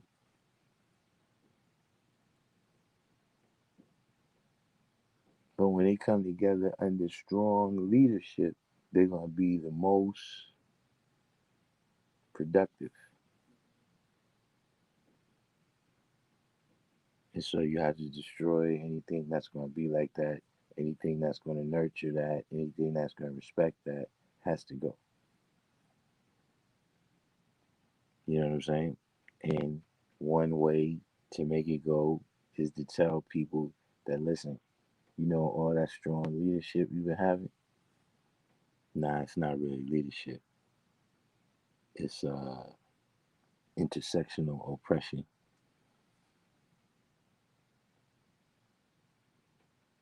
So you see how you quickly you change the narrative up like that. Cause see, I seen people do that inside the nation, man. People who, you know, these cats are, you want to encourage people to start trouble. So what you do, you come around and you say, yeah, God, see, they want to build, they want you to build like they build. You know what I'm saying? Cause they trying to control you, God. See, that's what cats say, when they trying to gas you up to come around the 5% and say something stupid that they wouldn't say themselves. Yeah, God, see, bro, everybody just see that once upon a time we used to call that being one mind. We used to call that being one mind. That literally we used to be able to go someplace, you know what I'm saying, and one brother used to talk to the point where sometimes the people would ask us, yo, why the rest of y'all don't say nothing? He already said it. He already told you exactly. Or only thing would have been is me cutting him off to say the same thing he just told you.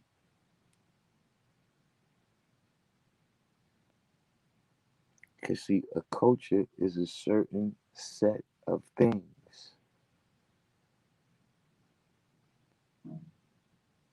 The culture is a certain set of things that's right and exact in the time and the place to the people who they right and exact to.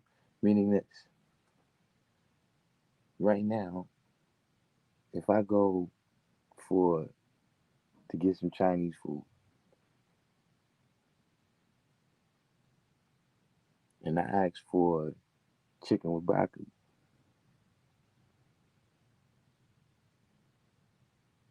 and they bring me back pizza.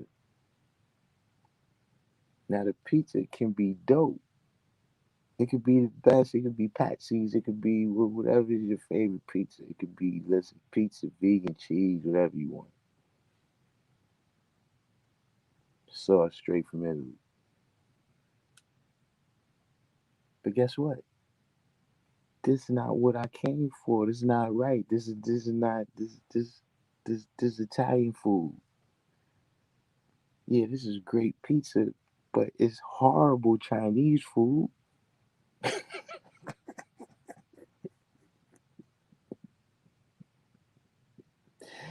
It's great pizza, but it's horrible Chinese food.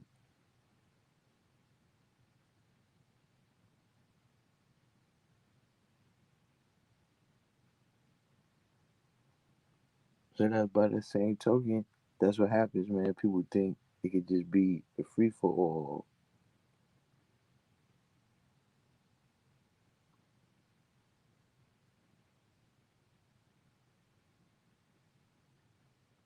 When you come around, and listen, there is a lot of things that people say on face value that you got to analyze for yourself.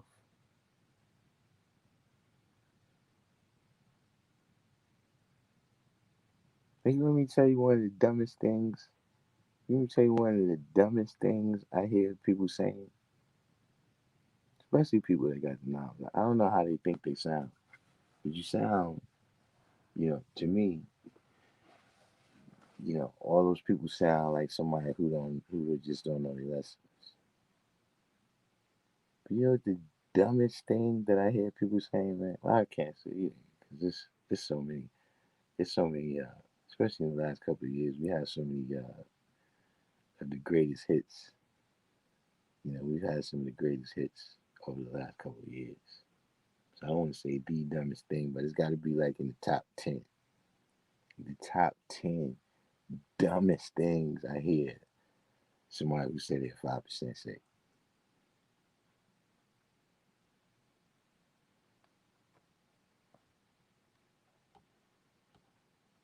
Somebody take a wild guess.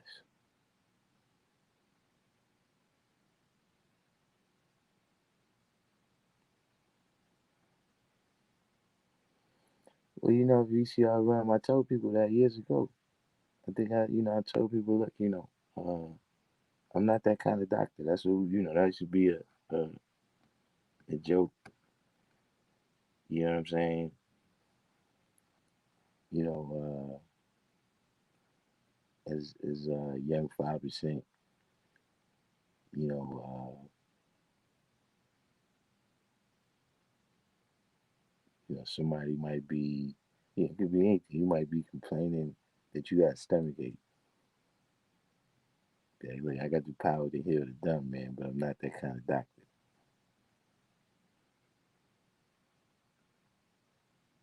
See, I'm the kind of doctor, but look, I only got one kind of medicine. Whatever's wrong with you, I'm gonna give you the same medicine. See if it's gonna work or it's not gonna work. If it don't work, you gotta go to another doctor. That's all I can tell you. But see, like DX D1X is asking me about a minute. I'm not that kind of doctor.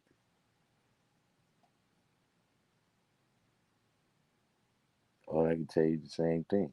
You know, that's why I tell people. People come to the class. You have knowledge, 40 years. Just what do you think I'm gonna tell you? I'm gonna tell you the same thing they told us day one. Son. Study your lessons, speak them, understand them, live out mathematics. It's no secret sauce. Eh? When you come in, don't use me for your excuse why you lacking. Then when you go someplace and you lacking, and you say, yeah, but you not be going to Darkim class. No, you don't.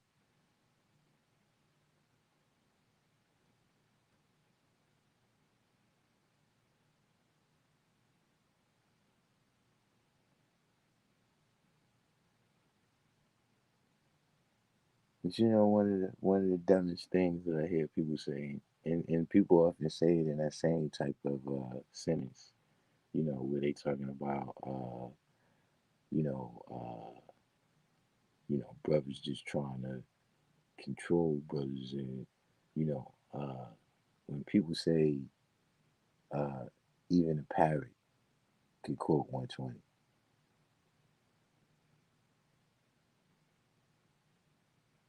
See, when you say that, I don't think you deal with the same kind of Islam that I deal with. I just leave it at that. I don't think you dealing with the same kind of Islam that I'm dealing with. You see, that sounds good, but see, let's keep it 100. The ability to learn lessons and be able to quote them. That's a power that only people have.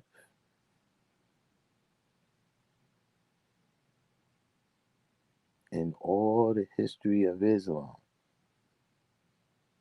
can someone can someone show me where it was recorded a parrot that could even quote, look, just the knowledge degree in 1 to 10.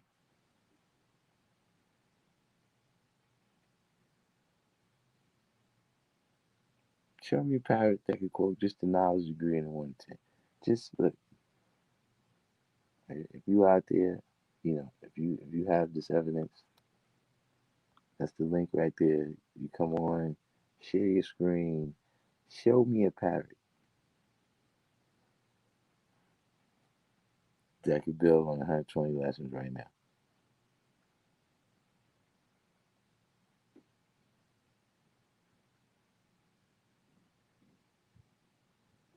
But see, that's one of the things that people say, your brother's quoting lessons for this. Yo, don't get me wrong. Like I said a little while ago, there's a time and a place for everything.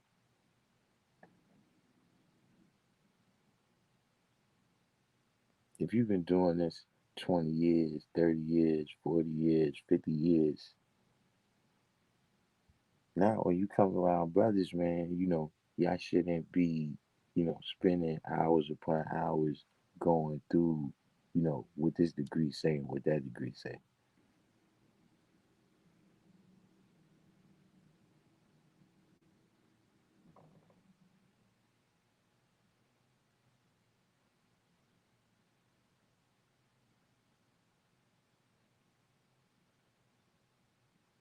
But these things is, the you know the study of 120 lessons is not for you to look at as a holy book.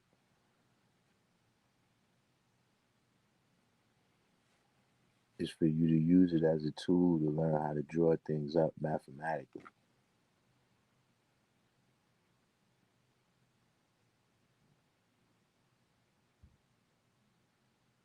And so for the young, for the people who's just coming into the knowledge, you know what I'm saying? It's imperative that you deal with the lessons so you can learn how to draw things up mathematically so we come together and build, right? Like we also was talking about earlier, what's the difference between building and just talking? When we come together and build, right? We all one mind in how we able to draw things up mathematically. Notice I said how we able to draw things up mathematically. Not to say that we drawing everything up the same mathematically,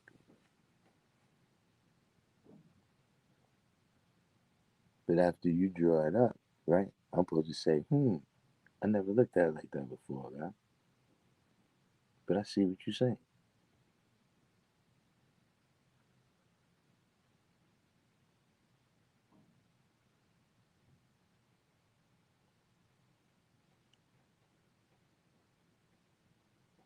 See, whatever we looking at right now, you know, if if we could be talking about the Mississippi River, now somebody in California, they're going to describe the Mississippi River as a, you know, it's a big river. It's to the east. But out here from New York, we're gonna say, yeah, it's a big river. It's to the west. But see, as we continue to describe, oh, it runs between uh, Louisiana and Illinois. When we keep describing all the different things, yeah, and they had the river boats and the different. Oh, all right, I see what you're saying now. Oh, it's because your perspective is different than mine. That's why you saw it to the west. All right. See, now we that's because we drawing things up through the same mathematical principles.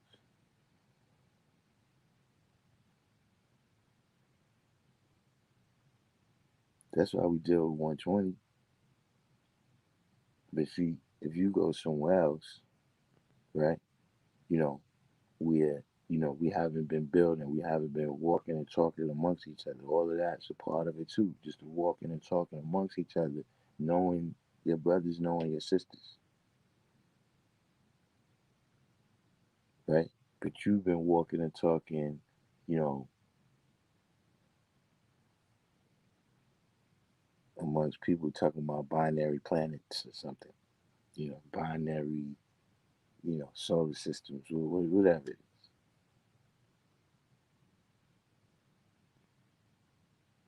Then you're going to see whenever it's time to build on something, you know what I mean? Because we coming from a different set of principles, then it's going to be hard for us to come to one common understanding. See all this stuff. That's another thing. I don't know what that is. Somebody tell me what that is. What is my truth?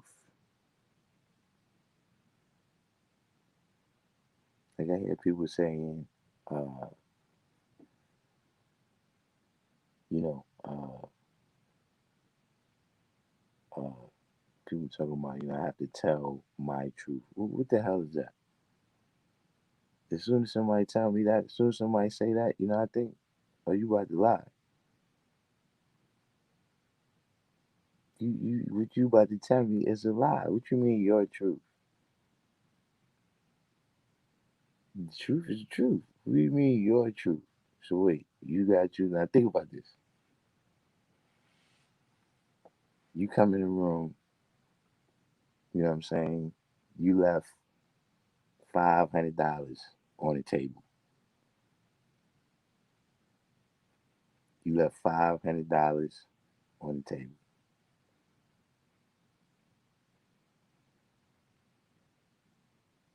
You come back in the room and the $500 is missing. And there was five people in the room. There was five people in the room when your $500 came up missing. And when you ask what happened to your $500, everybody got their own truth.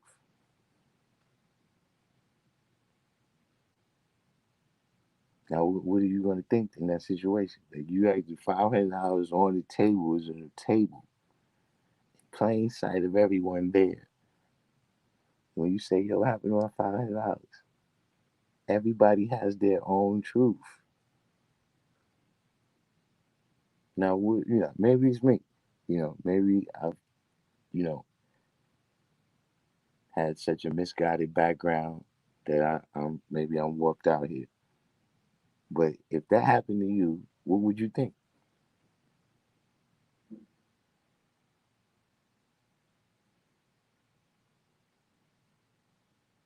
Okay, you could try to read the body language. I understand that aspect of things, but I'm saying, what would you think? Let's say everybody's body language agreed with their truth. What would you think? Yeah, yeah. Each person is history. All of them stole my money and split it up, and now they lying. What do you mean your truth? Well, my truth is that I was standing over here and I didn't see that. Well, my truth is that what? If somebody would tell me what happened,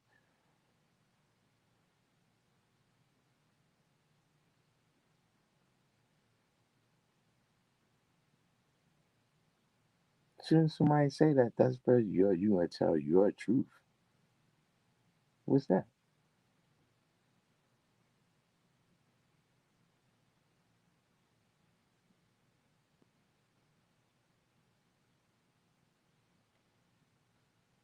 Beware of those people.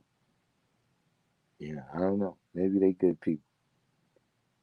Maybe they good people, and I'm reading too much into it. Like I said, maybe you know I have been misguided too far in life.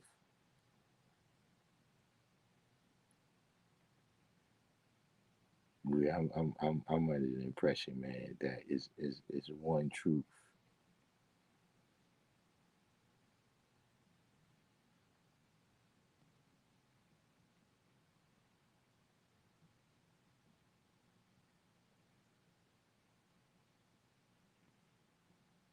She said, after seeing you down that Coca-Cola, I ain't taking no medical advice. I would say I admire your patience and the way you handle trolls, something I'm currently learning to execute in my profession. Nah, see, we got the Morse now. Apparently, you haven't been paying attention. We got the Morse here. How many nutrients is this? How many nutrients is this? 90, 92? Gotta get you some Morse.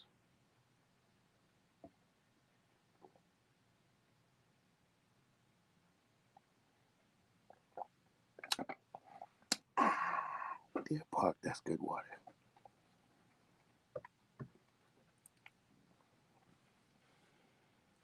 And don't forget, sovereignty papers go on sale January 1st. Link in bio.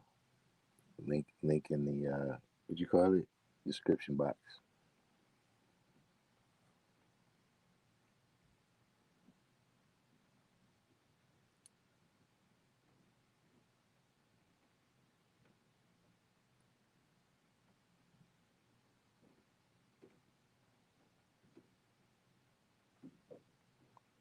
Yeah, but VC realm, that's what I'm saying.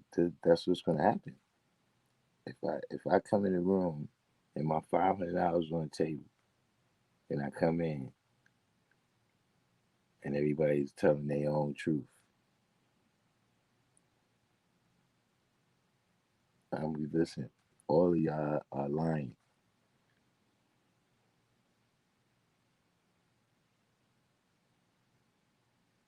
Like I said, if there's a perspective where you were standing,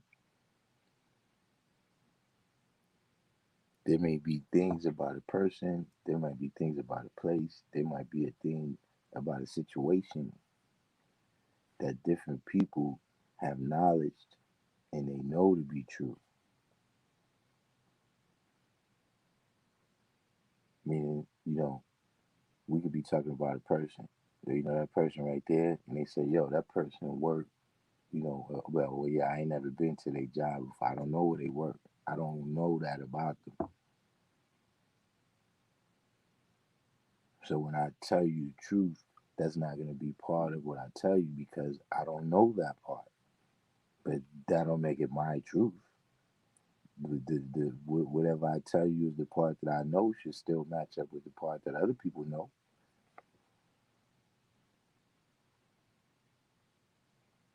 But that don't make that your truth because you knew that and I didn't.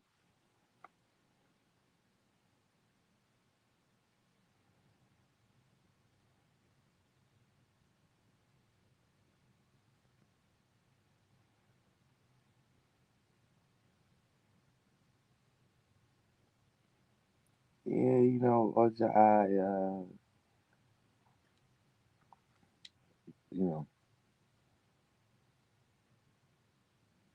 all I can tell you is, you know, a lot of people don't understand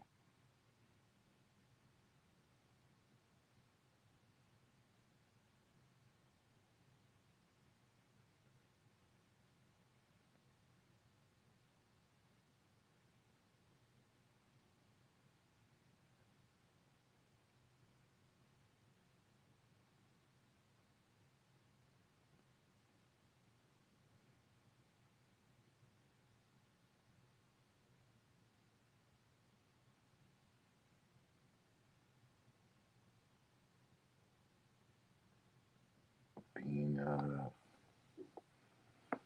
you know,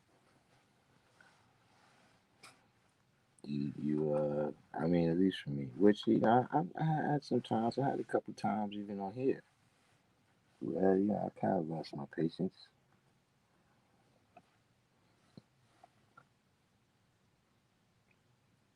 you know.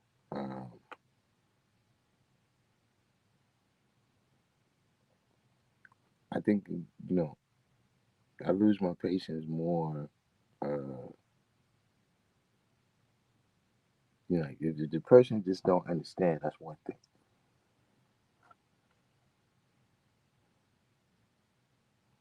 Because once you start going too far, uh,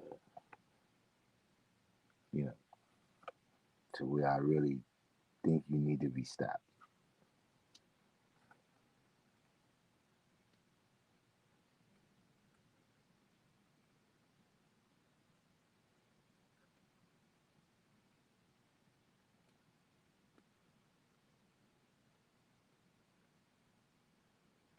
Another thing we get caught up in, ultra high, I used to get caught up in it. Uh, Not all the time, but I found that you'll be more successful, right? Uh, you'll be more successful. Patience in Spanish translates to the science of peace. Didn't know that. But what I found is that you'll be more successful building people up than breaking them down.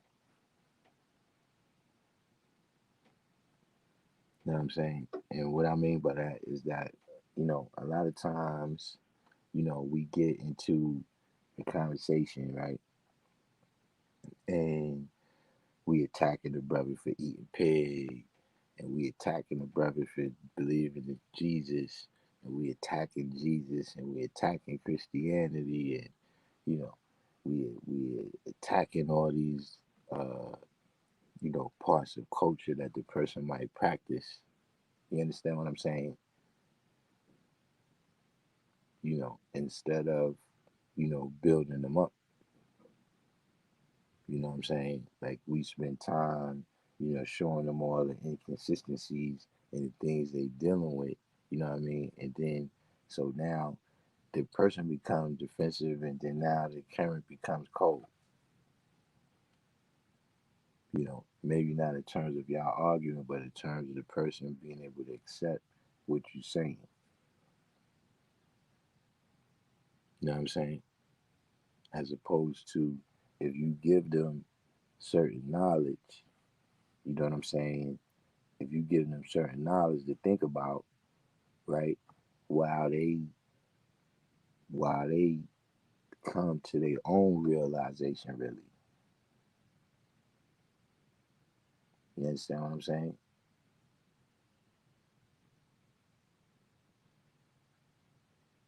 Which is really how a person gotta get the knowledge. You know what I'm saying? But a lot of times, that's where you know uh, that kind of stuff comes from. You know what I'm saying? That we spend more time attacking what they already know. You know what I'm saying? Whatever they beliefs is, or have you want to word it. You know, other than giving them the all the other facts that they missing.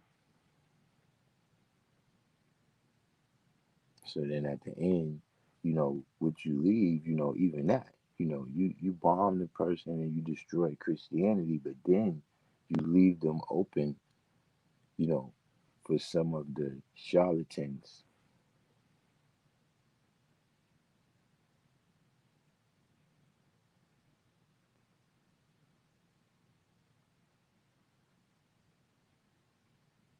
Because that's what happens. The person, they don't, you've destroyed the Christianity now, right? They don't want to believe in it. They want to throw out all the stuff what they believed before, right?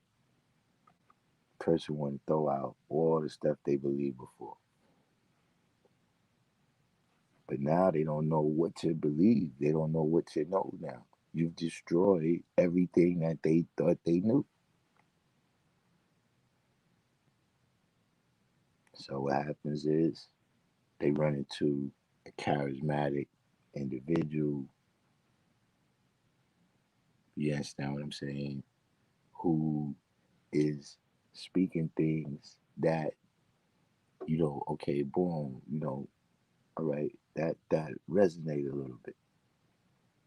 This sound a little, all right. Oh, you saying, wait, this is some ancient stuff. You telling me some Some from Africa or something. You understand what I mean? Now the person they might be telling you something from Africa, you know, but look, that's when you leave the person. They'll go buy sovereignty papers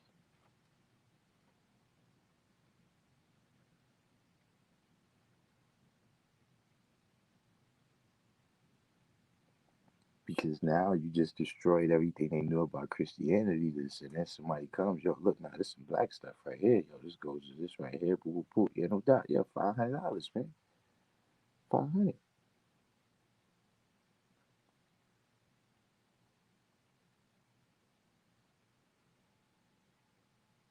to see if you really just gave them all the history to the person.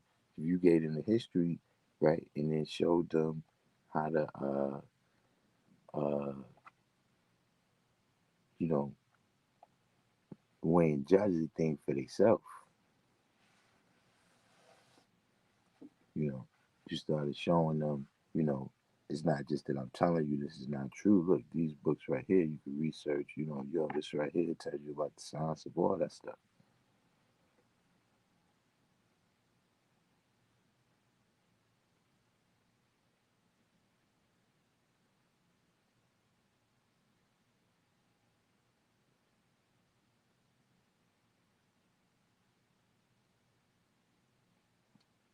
Yeah, that's another thing too that we do. You know what I'm saying? Is we get we get right. See, complete said religion begins with seeking the truth outside of self. That's what I'm saying. If all you did was destroy the Christianity, but you didn't tell them the science of self, then you still left them with all those religious principles. You still left them with because one of the religious principles is the follower principle.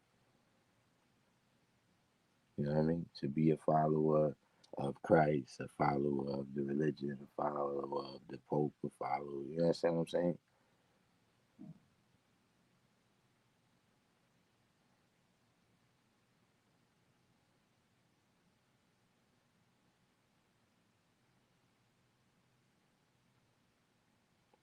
I don't know if y'all want to give Suleiman Sharifat some loot. He's asking everyone to drop their cash tag now. How long? It didn't last this long tonight, man. I guess we got like maybe an hour and change out of the anti propaganda committee. Right. Follow what the doctor says, follow what the government says, et cetera, et cetera. You know what I'm saying? But that's what happens when we when we deal with the you know, the bombing. You know what I'm saying? When we dealing with, high explosives. You know what I'm saying?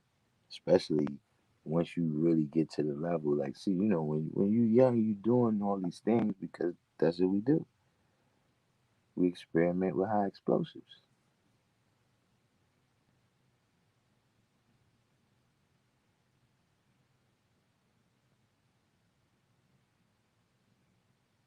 See now, I don't experiment with high explosives no more.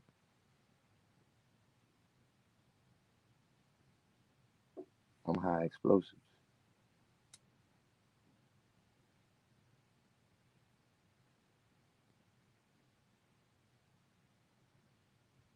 We go out there experiment with high explosives and we blow up things, blow up situations, what I mean? Blow up relationships, you know, and all that above because a lot of times by us experiment with high explosives.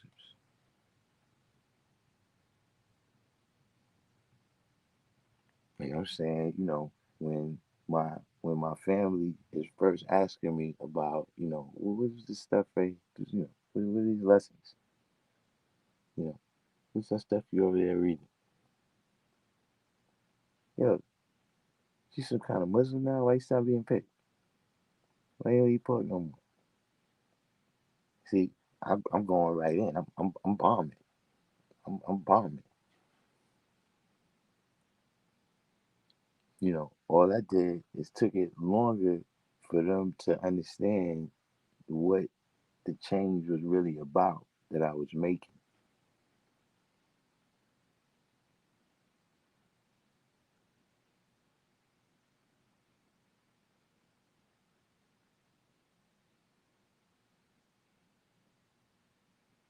You know, now it looks like some just straight rebellious thing that I'm bringing in the house.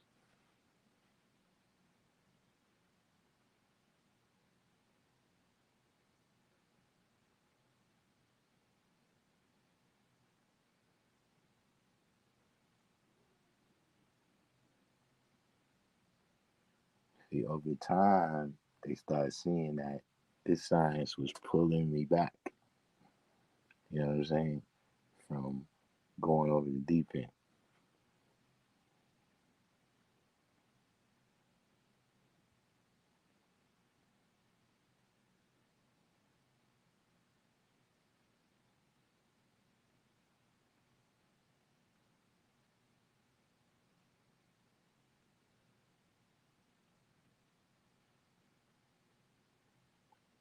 especially, uh,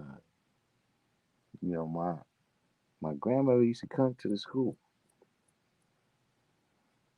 If she didn't see me for a period of time, whatever time she wasn't comfortable with, she used to come down to the school. She knew the guys and everything.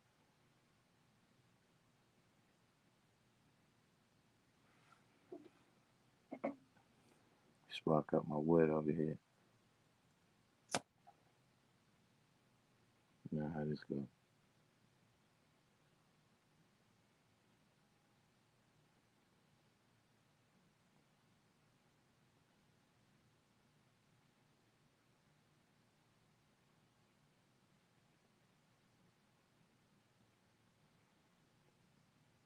What's up?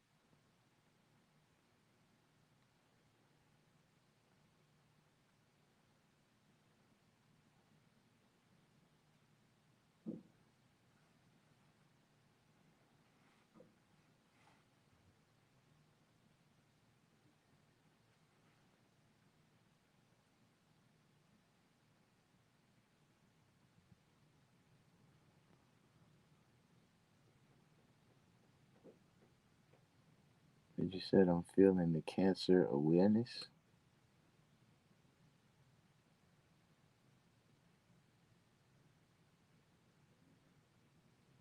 Yeah, I ain't gonna front. You ain't heard about the big C too much this year, man.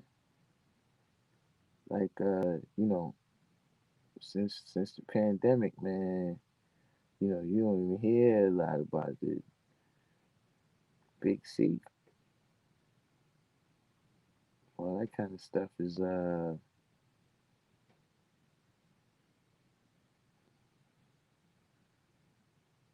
oh, this is like lavender. Oh, I know what you're talking. You talking about like the football stuff? Yeah, nah, I don't like that.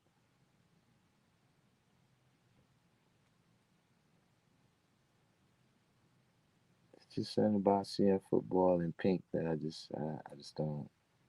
It's not for me. But I stopped watching football. Like I'm not as, but pretty much I stopped watching it when uh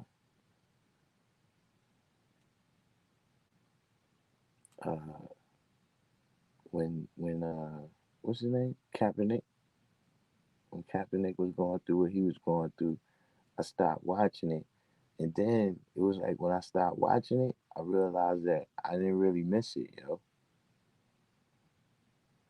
Like it had been years that I was already complaining about the game and just the way it was going and the way, what I'm saying, it's not the same game that I used to like, you know what I'm saying? Like I don't miss it. You know what I'm saying? When I see little highlights, don't get me wrong, the highlights look good. You know what I'm saying? Uh,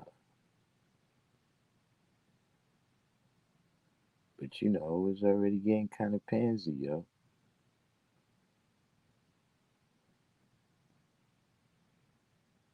But I said the way I'm seeing it now with my children is I have an interest and I paid attention. I'm not forcing that on my seeds. That must be earned from my perspective.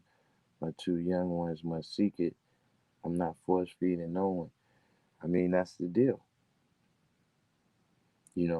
With kids in general, you know what I'm saying? Uh,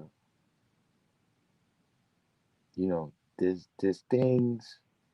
Like I tell you some shit that it's really kind of bitch ass in a way. You know what I'm saying? But like for instance, uh, you know, when my daughters got of age where you know they start going outside and everything, I stopped watching certain shows.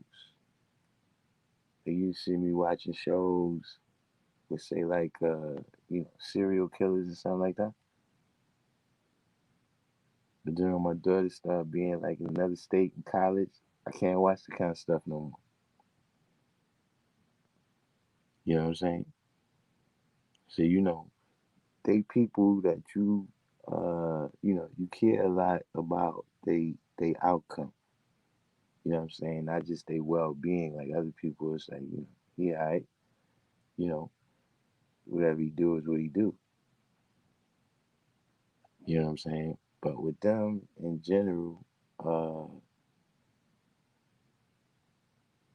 you gotta just teach them the right principles. You know what I'm saying from the jump. You know what I'm saying? And then you have to, uh, you know, I don't get me wrong. I'm not. I know what the word means, and I'm not, I'm not caught up. But listen to me carefully. You have to believe your own teachings,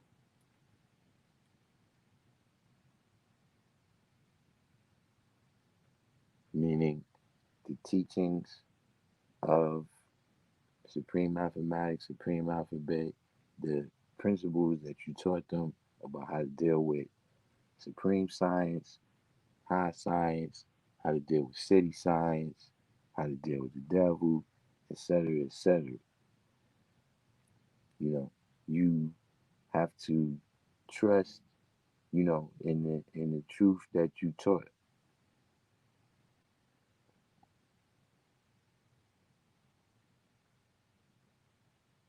You know, but at the end of the day, they gotta activate it.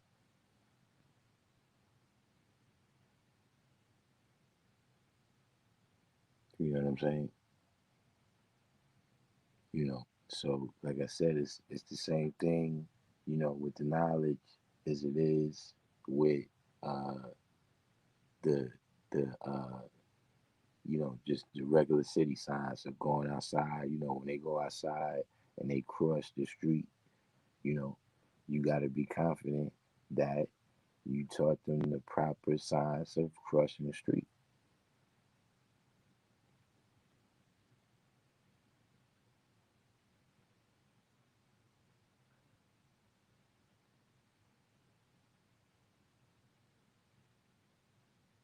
And then with everything,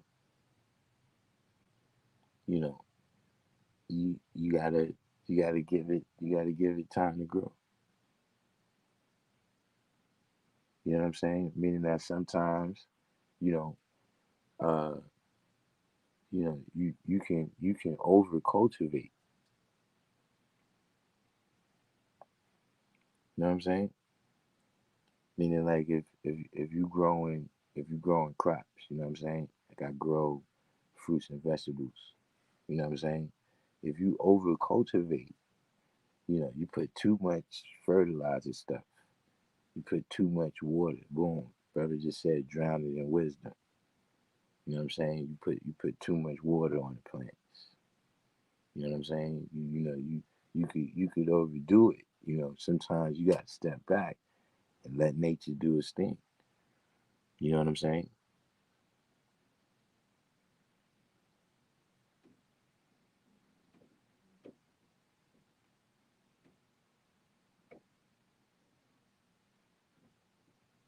They're gonna have all different personalities too.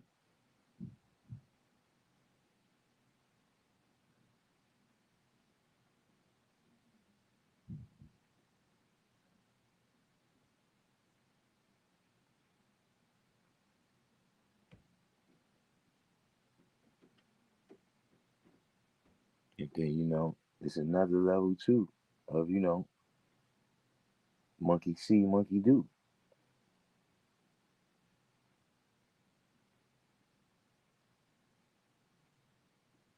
Don't get me wrong, it applies too, but you don't hear nearly as much. Monkey here, monkey do.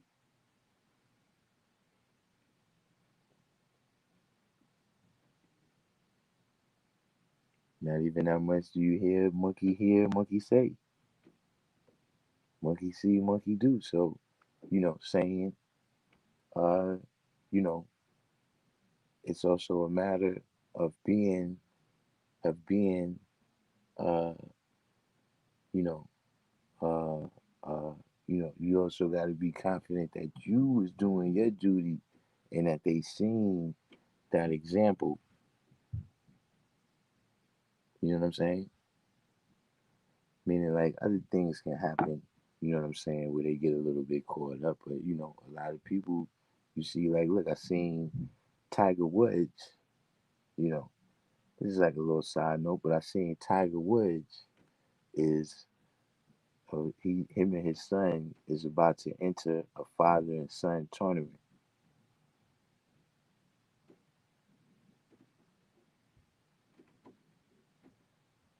Or to what's the cactus allegory?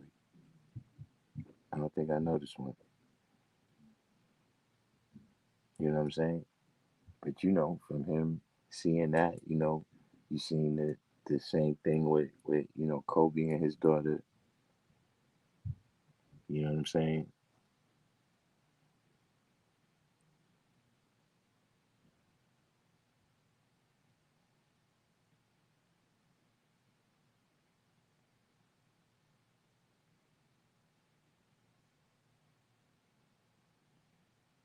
But you're 100% right, man. In terms of it's really only one way to inherit this knowledge.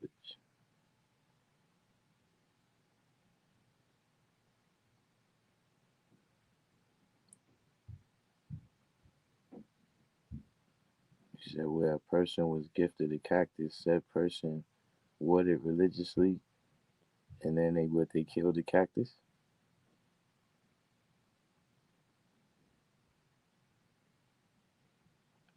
PC Rob said another example, you trying to get someone to clean up a spot and you keep telling them how to clean it, but once you show them, then they can complete it properly. Yeah.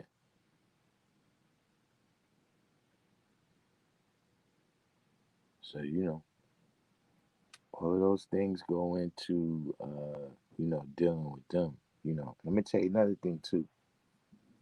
You know, and this is more on a national level. You know what I'm saying? This is something that's a little more difficult for a single individual to accomplish. You know what I'm saying? But we gotta build the apparatus of success for them.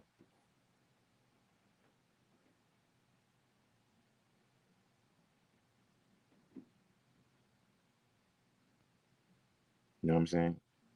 Meaning that right now, you know what I'm saying, you could have uh uh uh, uh at least in New York City,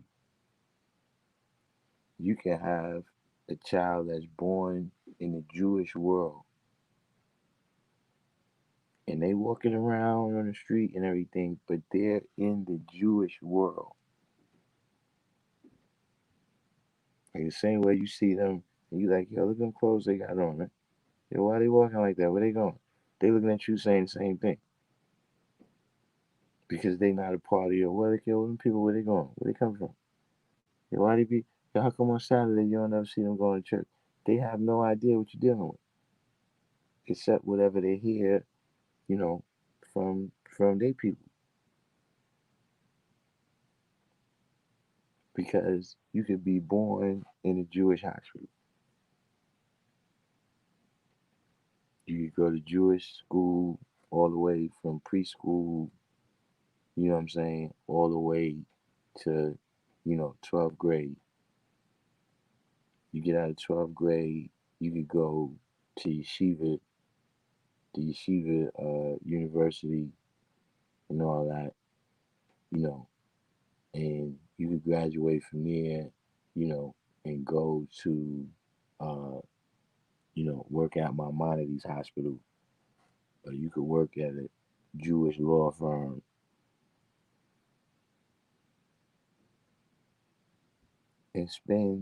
and they spend their whole life in that world. See, in order, that's what we mostly do it for. In order for our kids to be successful in this world, we send them to the devil, and what we get back is not always the same thing we sent.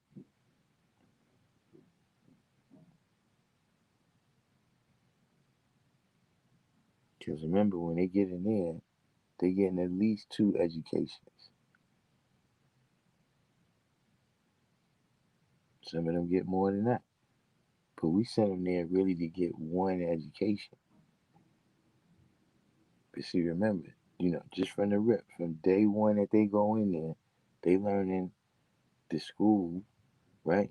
And what the government is teaching, what the teachers telling them and all of that. But then remember, they learning also from their friends.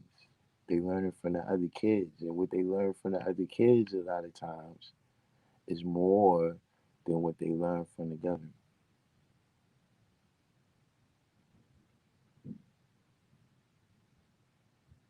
How many people sing nice, respectable, intelligent young men and women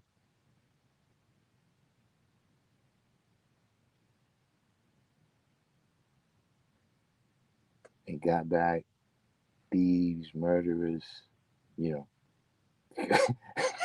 know, all kinds of things.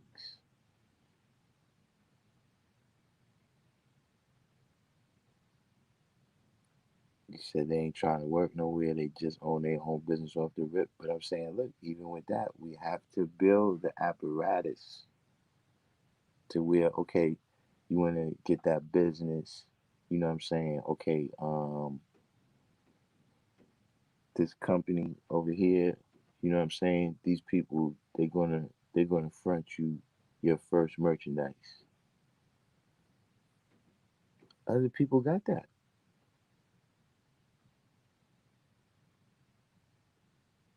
Yo, oh, so boom, you need to get this building right here and make some certain alterations so you can run your business.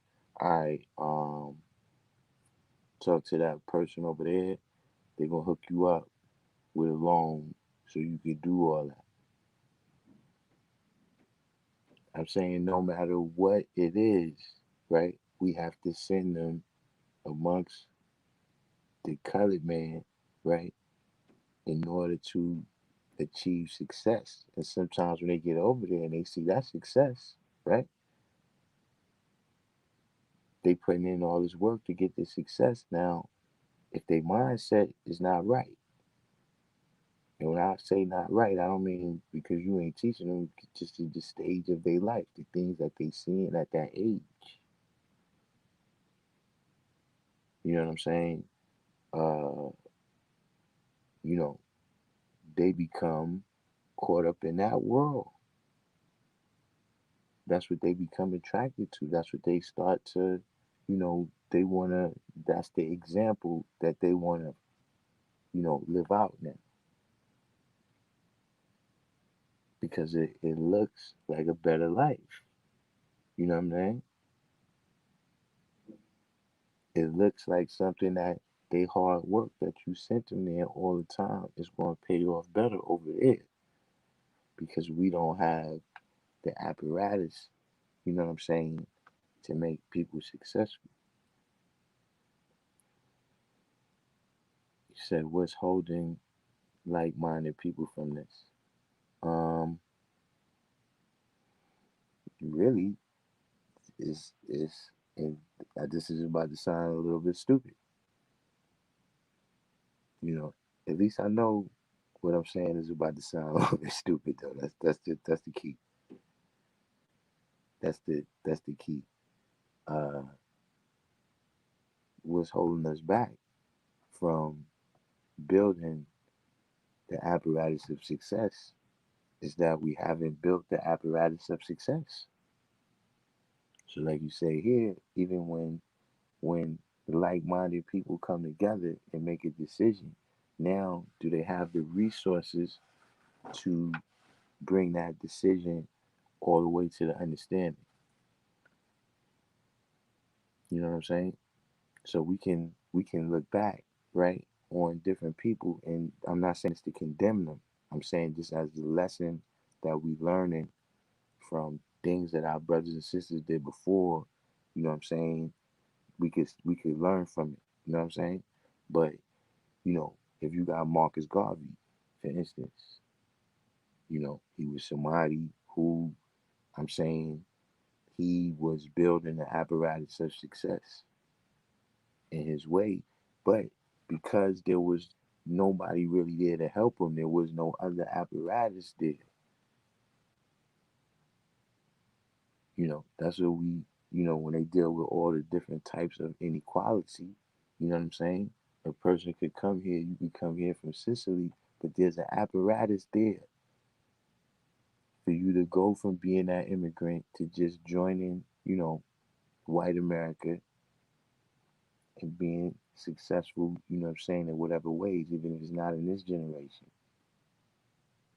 But with Marcus Garvey, he had to do everything from scratch. What's all the details of what happened with his stuff? I'm not that well versed on, but in terms of saying that, that's one of the reasons why he failed. And other people who started shipping companies at the same time or later, you know what I'm saying, succeeded because they had the apparatus of success around them. You know what I'm saying?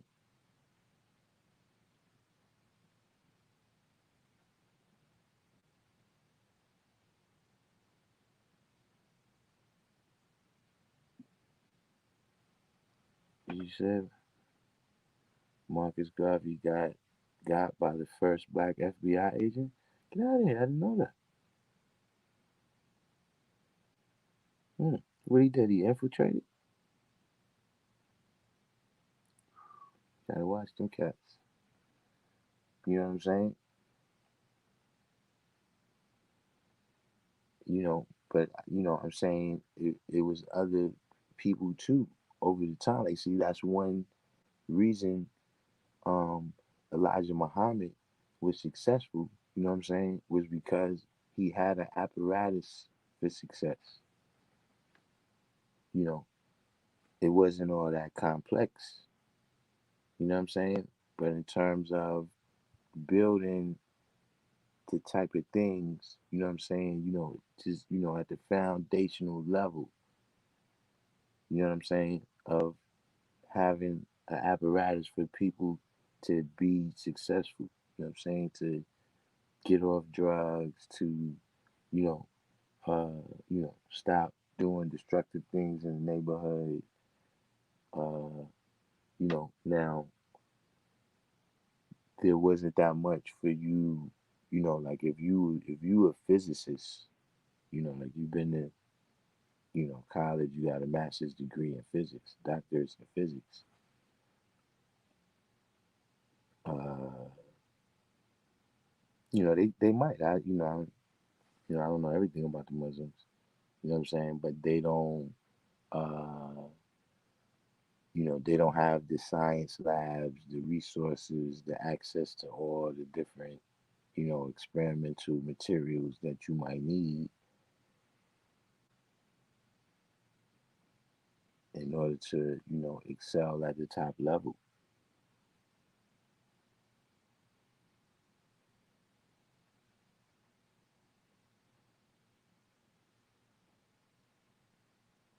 Booker T. Washington, he was somebody else who had the idea, you understand what I'm saying, to build an apparatus for success, but, he was another individual that it was like, I, he built it, but then he built it with so much help from the colored man that it, uh, it didn't completely undermine it.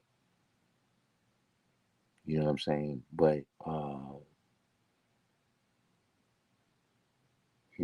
it did have an impact on how effective it could be. Said Marcus Garvey did nothing wrong other than open an opportunity to our people. The colored man determined that this would make the paradigm shift happen. Yeah, I'm saying I don't know what, ultimately. I know he had like some type of wire fraud or something like that. Uh, uh, I, it's not that I just haven't done that degree of research on it.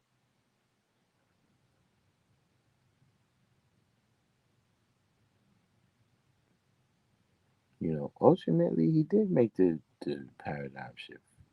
You know what I'm saying? That's something, we discuss on here from time to time is how, there's some things that if you look at a short distance of time, you know what I'm saying? Uh, if you look at a short distance of time, uh, it it a deal might or a person might seem unsuccessful.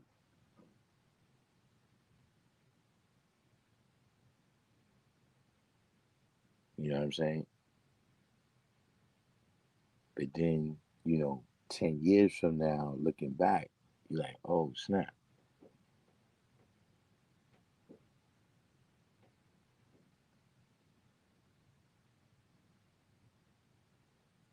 and the success, it may not be as obvious. Like if you looking at if you saying, okay, Marcus Garvey didn't if you saying Marcus Garvey didn't he he never got the ship sailing.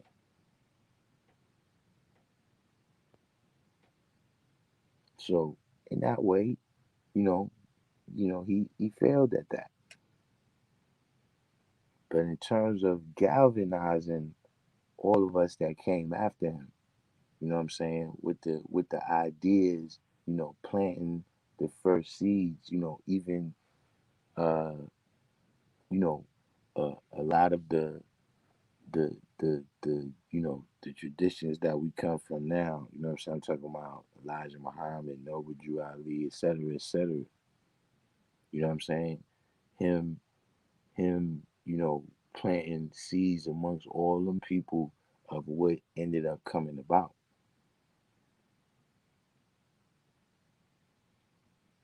You know what I'm saying? In that way, he was extremely successful. You know what I'm saying? Even if you look at if you look at biblical people, like if you look at Jesus Christ, just for that time, like you didn't take over Jerusalem. Where's Don Bishop? The real prophecy is Jesus was supposed to ride into Jerusalem and take it over,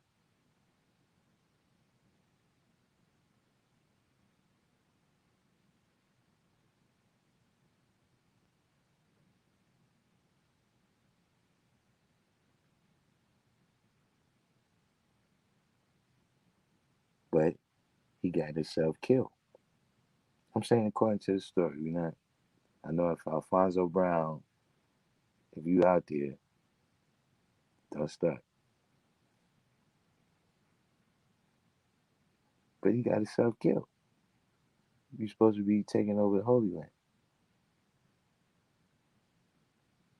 But now, when you look, I'm saying if we stay in the context of the story, if you look 2,000 years later,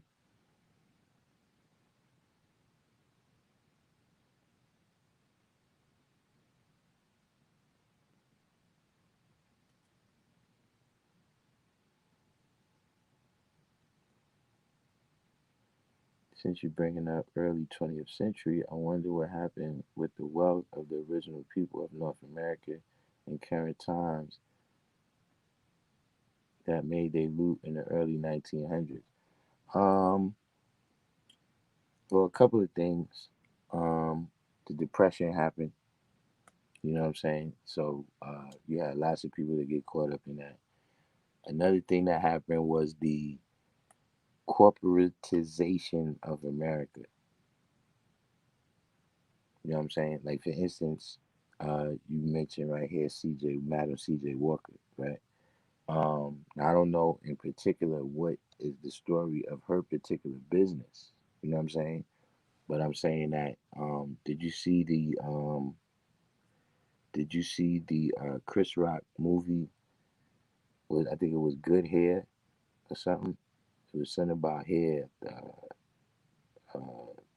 Was it black hair, good hair, whatever it was? But see how they was talking about how all of the corporate entities bought all of uh, the hair care products for black people. Ones that was originally they was made by black people and everything. So that right now, I think it was either one. Was it either one or was it zero black hair care products was made by black people? You know what I'm saying? And uh that's probably the bigger story, right? See VCR realm talking about the patent realm, other ways, things of that nature. You understand what I'm saying? And then, you know, some of us sold out because you know, we wanted to skip that step. You see what I'm saying? Meaning, uh,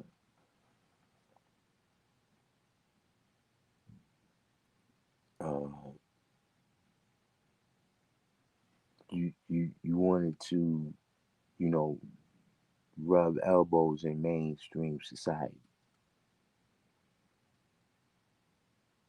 And so now, because because you got your independent business, anybody that had an independent business, they know that you got to put more work than if you just working 9 to 5 most of the time. So we see it in different, like with the farmland. You know what I'm saying? Was another, that was wealth. I don't know necessarily, how that added up to having a whole bunch of money. You know what I'm saying? But real estate is value. You know what I'm saying? But because nobody wanted to be living that farming life no more,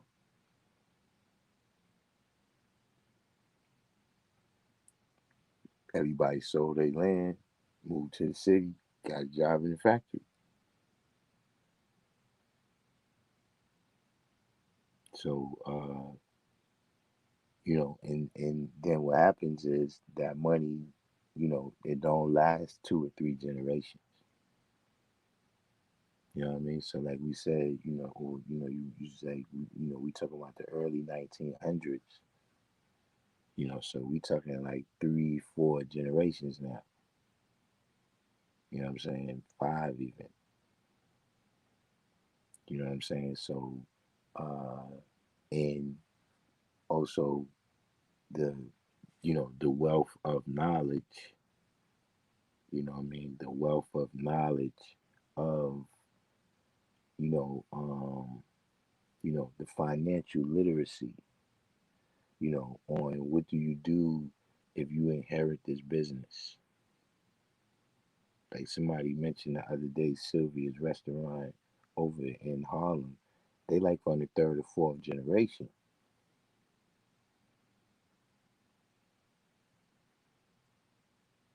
you know.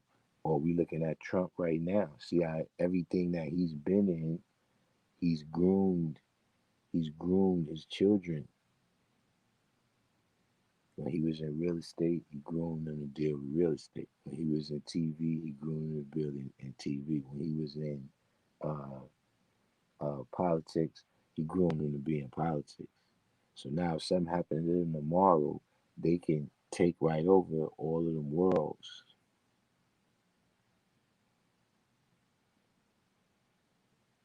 So if you don't pass the knowledge on like that, then the next generation always got to start from scratch, you know, which goes back to what I'm saying. When they have to start from scratch, that's because they don't have the apparatus for success. You know what I'm saying? So, that's the physical resources, but it's also the mental resources to know, okay, we gonna take the company to the next level like this.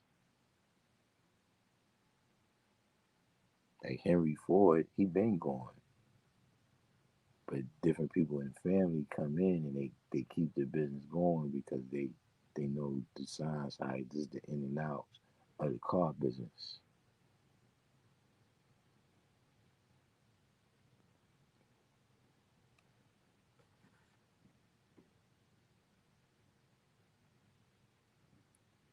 You said I found something since we talking on an original man who had businesses and happened to be the actual first basketball player in the late 1800s. Point being, I read he took his money and invested it in businesses and sold it to his brother. But I'm a guess they people who patronized their business got laid off later. They were in Ohio. He said this guy was the first black basketball player.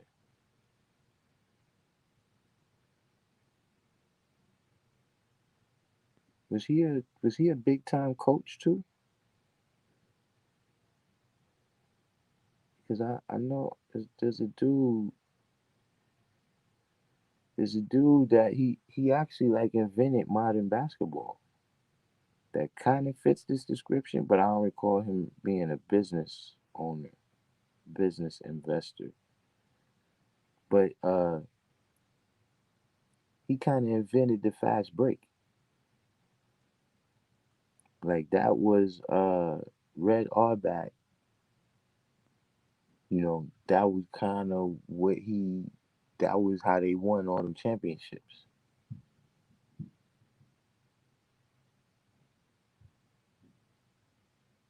You see, you know, just this is a side note, but I'm just saying because only because you said that. That's how Bill Russell. That was his thing, is that he could snatch all the rebounds, and then when he snatched the rebounds, he should throw the outlet pass. But at that time, you didn't have dudes like Russell Westbrook run up and down the court. So when you threw the outlet pass, that was it. Fast break, 2 points. You know what I'm saying? But he got it. He got the idea from this dude who was a black basketball player, and then he became a coach. It was a story about it was like an ESPN special about him, about what happened to the HBCUs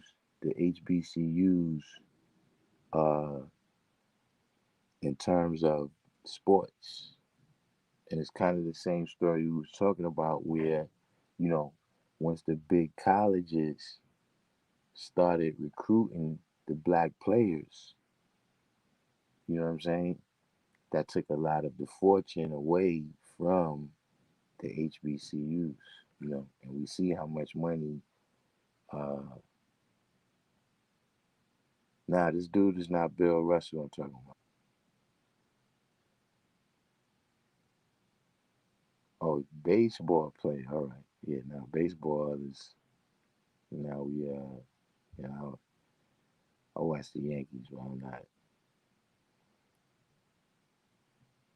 There was in Steubenville area of Goodrich.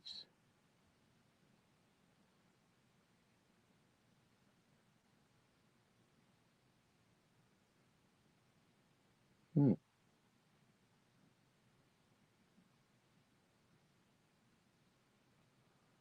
Moses Fleetwalker. Now, let me check that out.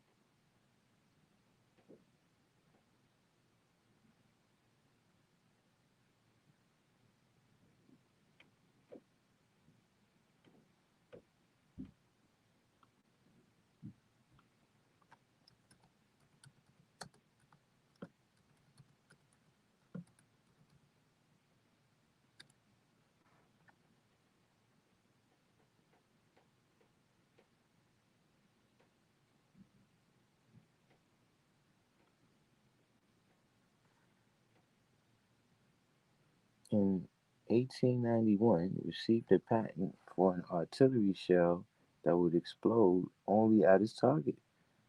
Walker applied himself to such issues as alerting projectionists to film running out and improve reels. He was awarded 3 patents in the field.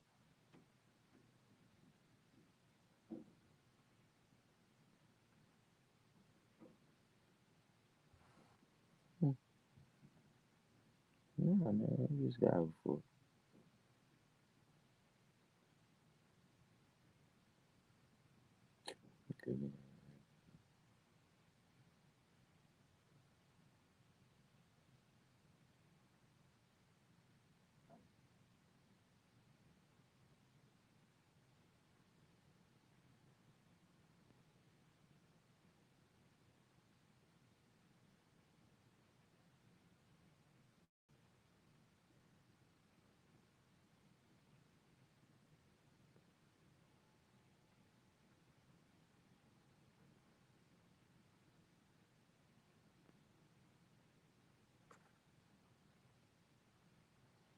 And he looked like a real black guy too. And that's a lot. That's one thing about these people. And I don't want to take that from them, but a lot of these people, a lot of times, you look back, you see the first black person did this, first black person did that. A lot of them, you wouldn't even know they was black right now if you seen them walking down the street.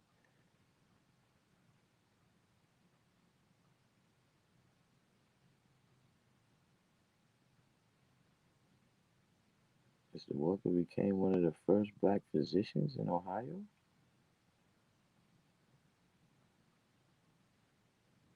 minister of the Methodist Episcopal Church,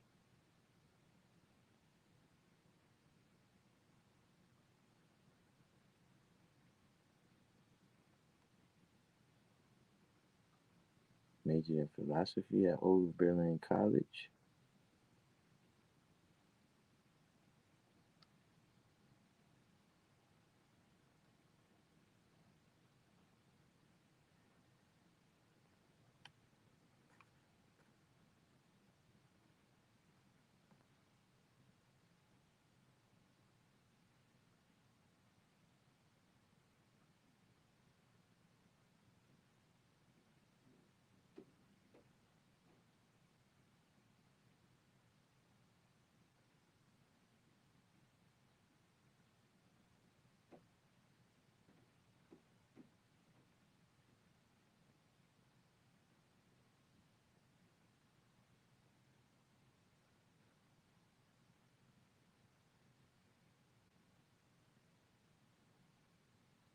well, this guy's like real life Forrest Gump.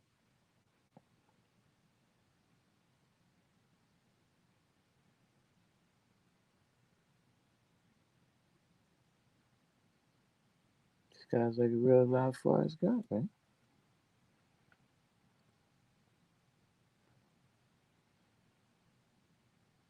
Oh, hold on, let me but I looked him up real quick on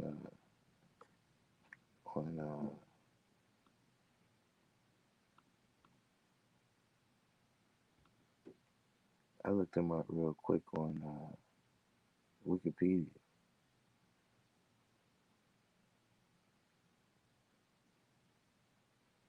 But that's him right there. You see the picture? Born October 7th, 1856. Died May 11th, 1924.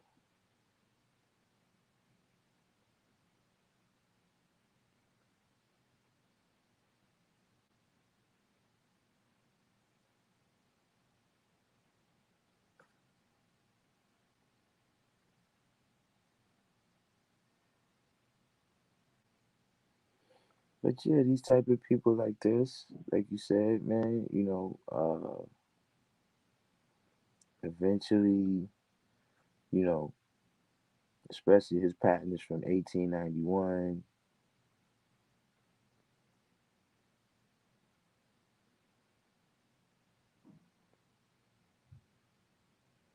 As an advocate of black nationalism, Walker also jointly edited a newspaper, The Equator, with his brother. He published a book, Our Home Colony, in 1908 to explore ideas about immigrating back to Africa.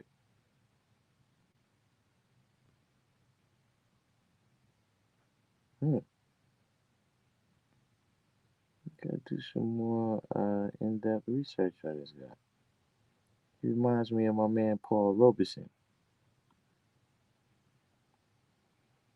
He reminds me of my man Paul Robeson, who he's another kind of Forrest Gump kind of guy. You name it, uh, Paul Robeson. Paul Robeson did it.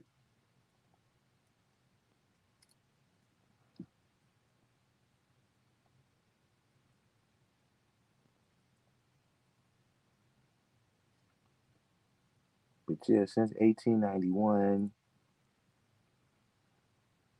the family probably lost the patent. You know what I'm saying?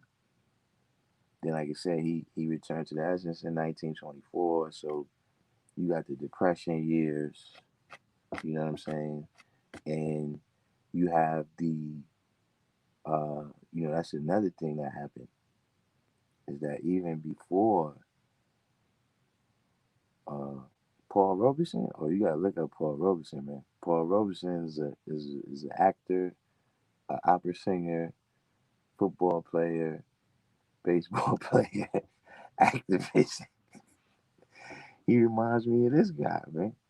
You know, uh, you know, I guess maybe and I wasn't there, but you probably just had to be that good. You know what I'm saying? To even be for your name to go down in history like these kind of people. You probably had to be that good at everything.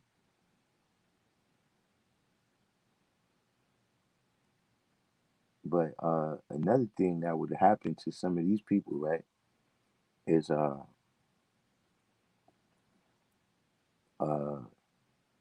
I'm not exactly 100% sure about the history of the Klan, but the Klan start peaking in the 1920s.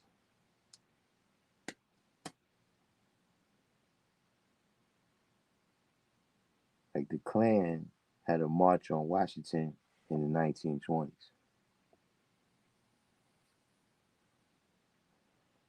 and I think it was Woodrow Wilson. Woodrow Wilson was like a, a he was the top dude in the Klan, right? You so you know what I'm talking about. Woodrow Wilson. You know what I'm saying? When they had that movie, they had a movie with the title recently, Birth of a Nation. The original movie was a movie about the Klan in the antebellum era, after the Civil War. After the Civil War, and like up to that time, and how these dudes, the Klan, had to come and save, white America in the South from these unruly Negroes The unruly Negroes, of course, is the brothers that's excelling in the Reconstruction era.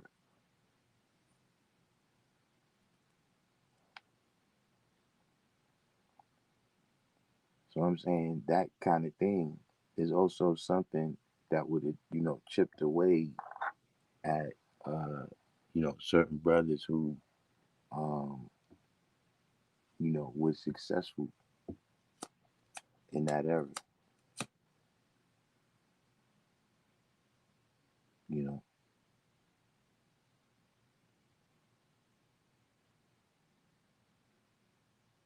you still got, you still got,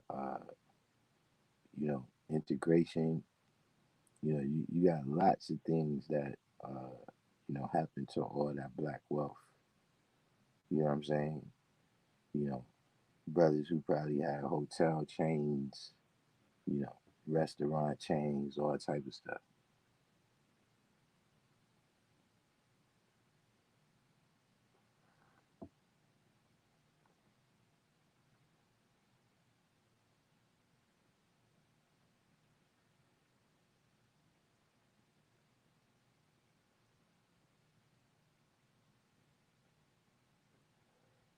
Which is why I started to understand why more people may have migrated from down south up to the north. It was actually a lot of reasons for that.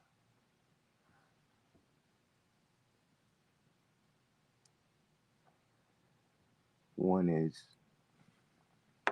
they needed black people to replace all of the labor that they was about to send over to World War I and then World War II.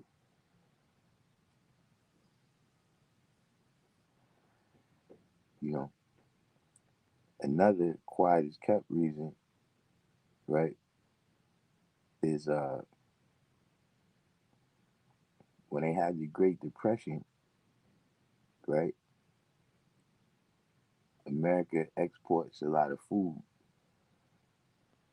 So in order to, raise the price of that food and therefore raise the price of the assets of America,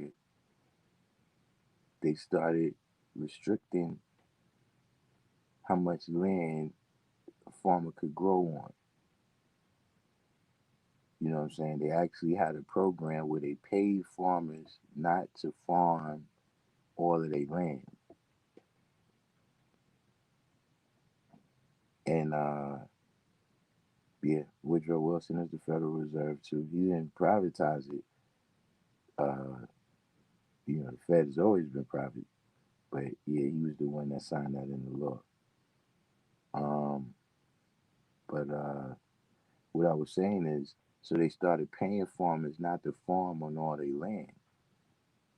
So what a lot of them did is they shut down the parts where they was doing the sharecropping. So you also had a lot of brothers and sisters where it's like the land that they was farming on, the man came and said you can't farm here no more. So what you gonna do? Heard they hiring in New York.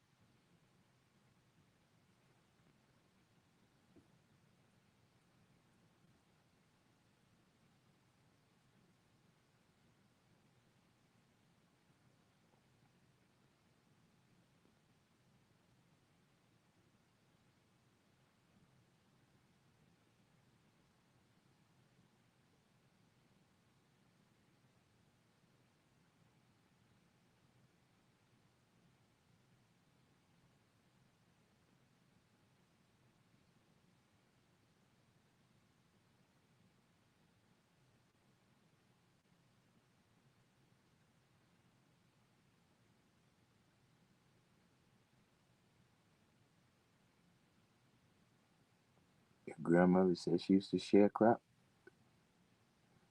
And my grandparents was sharecroppers on my father's side.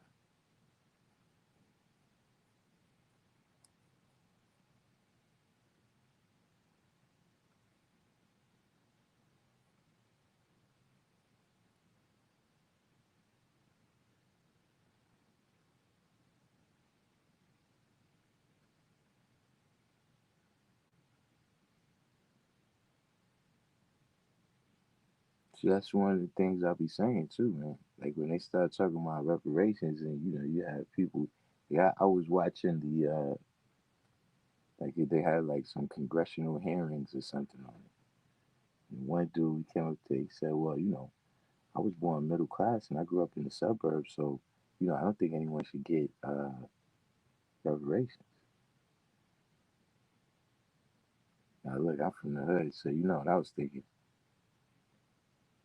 You don't want your reparations, right? Here's what you do: when they send you your check, cash it, and then give me your cut. If you don't want it, no need to let it go to waste.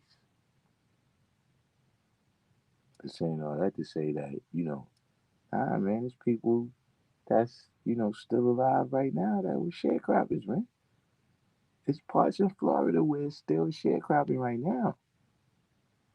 Probably other places too, but I'm saying I know where it's at.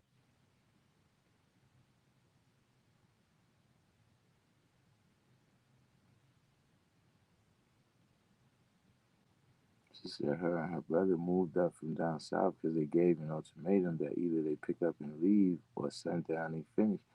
Look, that might have been their situation. What year was that?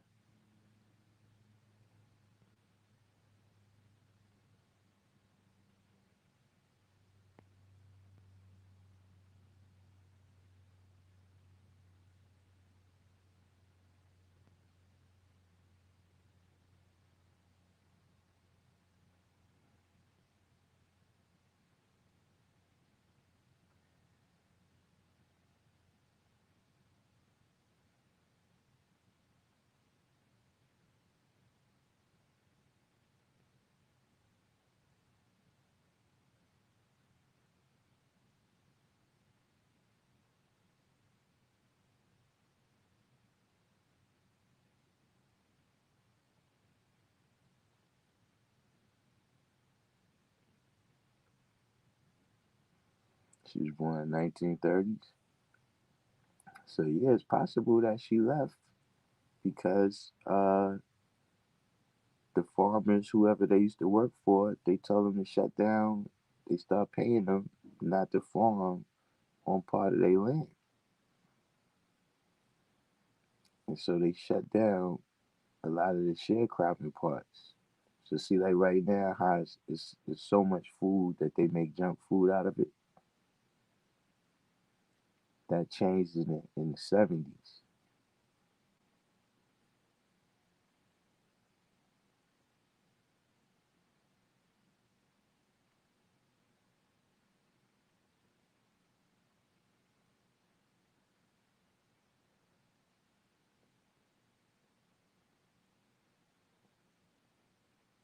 See, one thing that happened in the 70s, just my own observation, is that all this war stuff got perfected in society.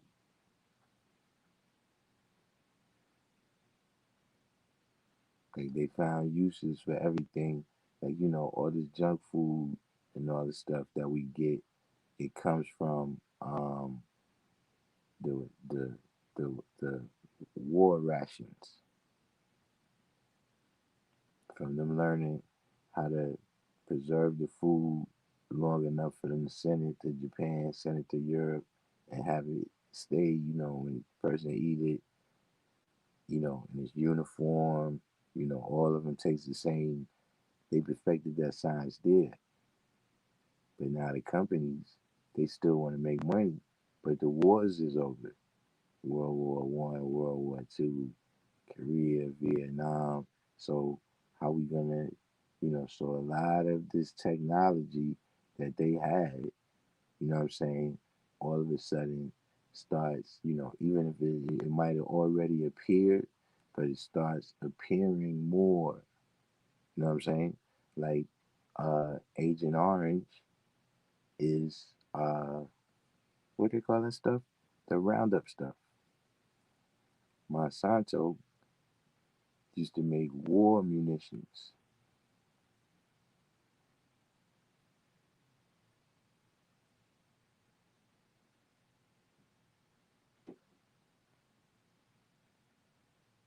So being that they knew how to kill stuff and they had all this material left, they found a way to get it off in the regular consumer market.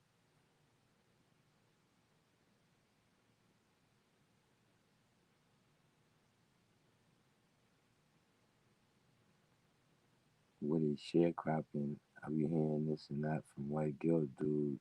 When I'm in Raleigh, North Carolina, I do the knowledge, albeit lack of understanding of what it is. Therefore, I just listen. Um, well, sharecropping. Did you want the theoretical? Theoretically, sharecropping means you don't have land, right? And you don't have tools, right? So somebody with the land and the tools, right, allows you to use their tools and their land to grow your crops, and then they take a share and you take a share.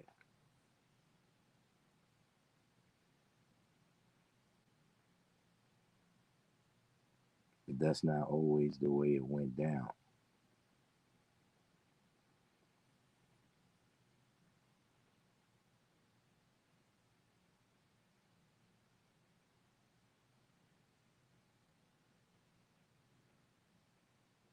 There's lots of different stories, you know what I'm saying? But, you know, see the way I just described that, it sounded like it was a 50-50 thing. But see what happened is, you know, it's not a 50-50 thing. Because here's the thing, you gotta pay me for renting those tools, son. That's gotta come out your cut, son. Come on, son. You use my stuff, son. Yo, and I'm saying, what about the land though? And in the shack you living in right here, it's my shack. I built it. You know. Oh yeah, those seeds that I gave you. Yeah, I'm gonna need to hold something over that. You know what I'm saying? Yo, and remember in the winter when it wasn't no crops, like all the crops was gone, and you had ran out of food, and I hit you off. Yeah, I need to hold something behind that too. So by the time your share, by the time you finish paying, your share is, barely enough for you to make it through the winter.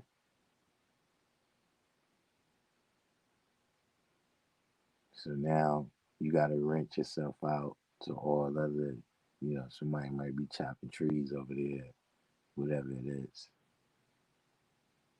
So, you know, like I said, sharecropping got a definition, but if you ask me, it's just slavery after 1865.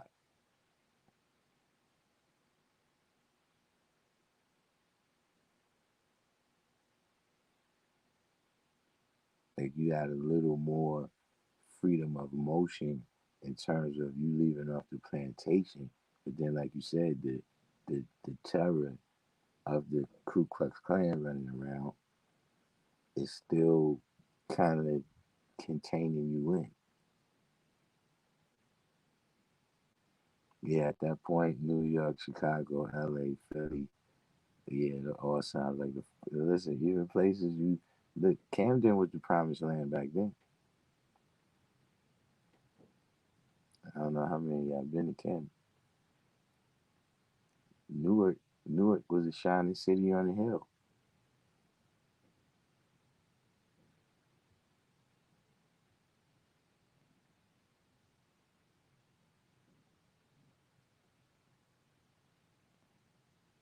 You right though. That is a story. That's something my grandfather told me one day. He was talking. Yeah, Gary, Indiana. Yeah, a lot of places that you see that right now they the some of the cities with the most roughest circumstances, they was the best places back then. Gary was booming. See, something like the serfs in France. Um,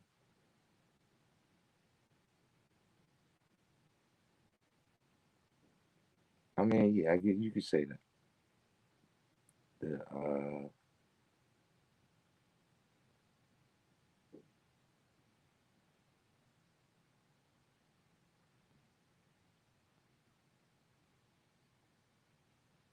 you could say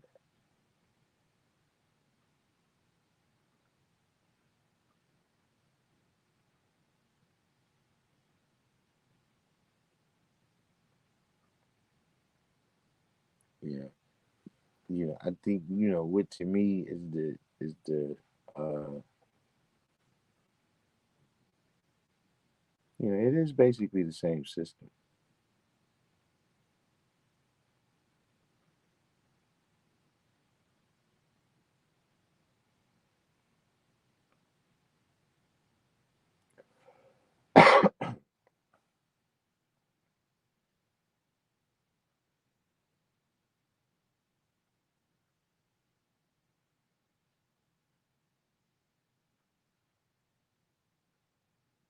Yeah, all these cities, man. That's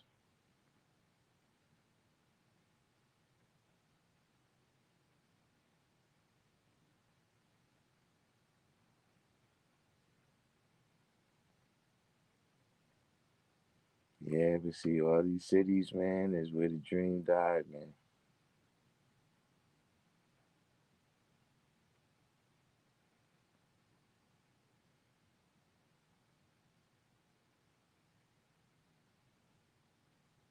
See, because another thing that happens in the '70s is the suburbs go into overdrive,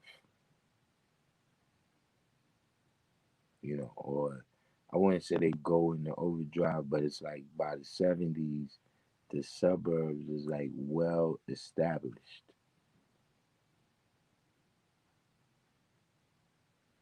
You know what I'm saying? Probably even the '60s. You know what I'm saying? And so then in these cities, like what you naming, uh, now everything is flipped. Where the cities, they might have was immigrants, but they was still European immigrants,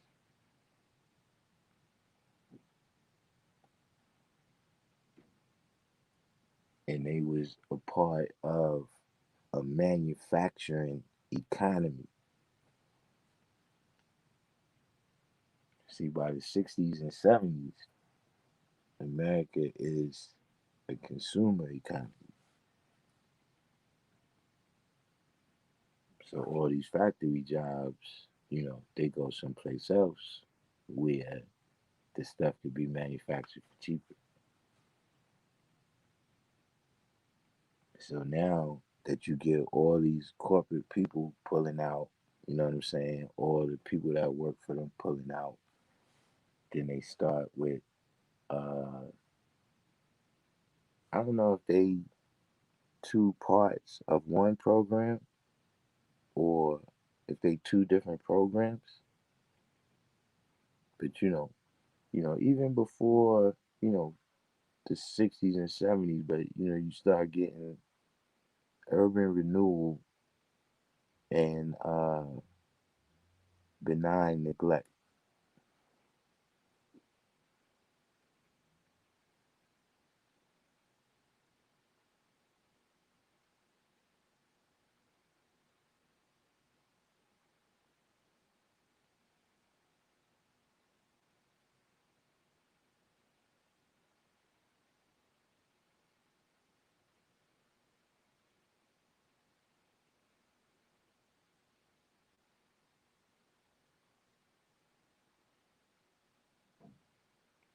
Then we pretty much from there we catch up to the time where we at now. Everybody on here probably seen the stages after that. You know what I'm saying? Once you get the benign after the benign neglect, you get the wars. The the war on crime, the war on drugs, the war on this, the war on that. You know what I'm saying? The war on gangs. You get all those wars, and then after the wars is won, you get regentrification.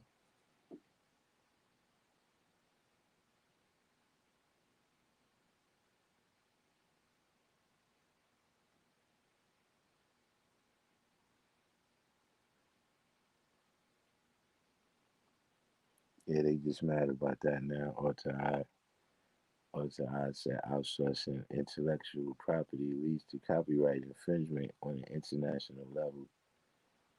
You know, um,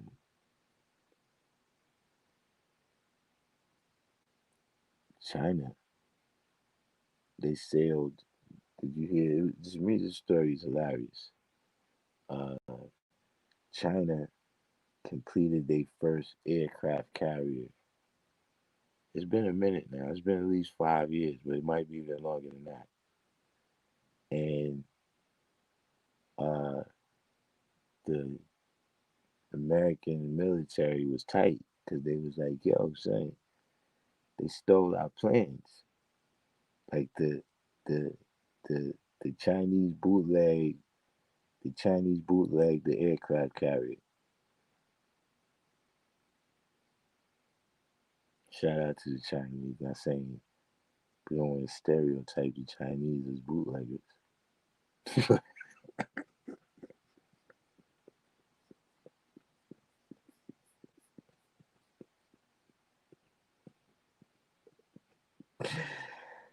But yeah, the Pentagon said they bootleg they bootleg the aircraft.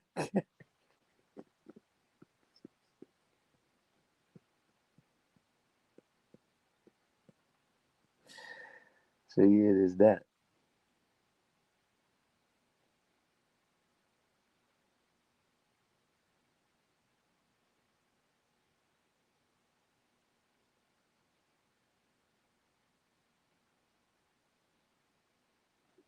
We up to the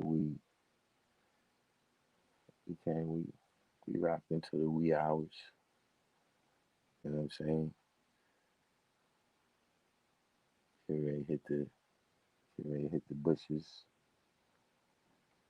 Uh, we got any last questions out there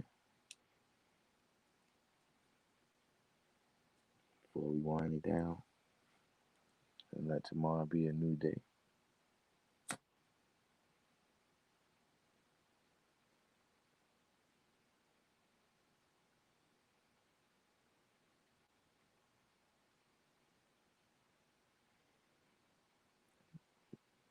What would you call what the colored man did to all the things original people keep creating and have created?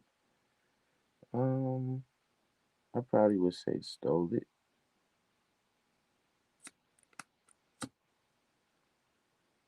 You know, finagled some of it.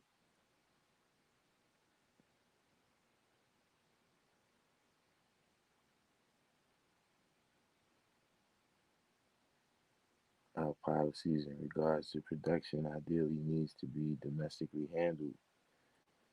Um, get out of here, man. The Chinese bootleg Six Flags. You talking about Great Adventure?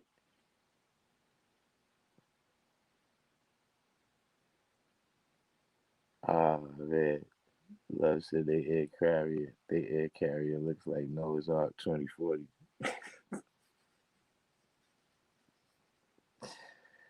But yeah, start going in on people, man. But on time, uh you know, what you said right there in terms of production and being handled domestic, you might start seeing some more of that. You know what I'm saying? Uh, because see, that's one thing that came out in this pandemic is that see, once the movement stopped, you couldn't get certain things.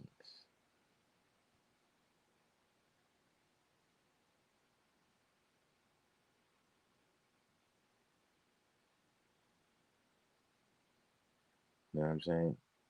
Like, remember people was doing the price gouging over the masks and all of that.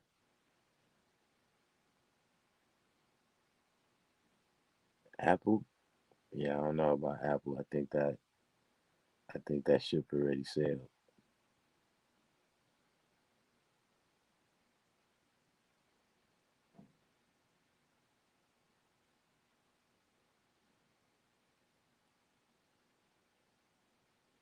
But other things that is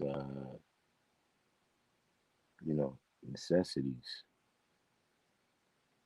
You know what I'm saying? Like, remember people can't get Lysol or nothing.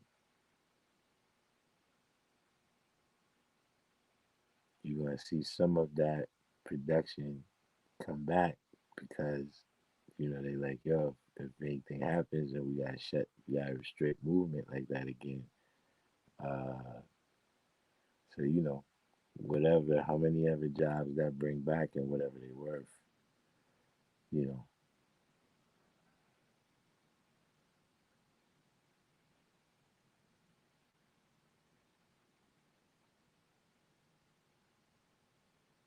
powerful Allah.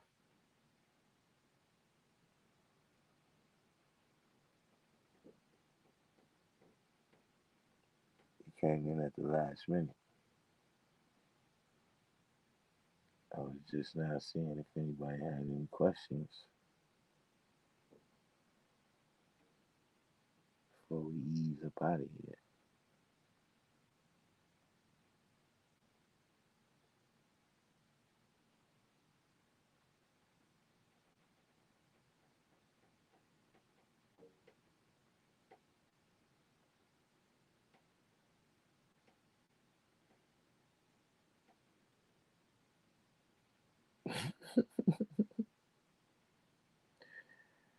Yeah,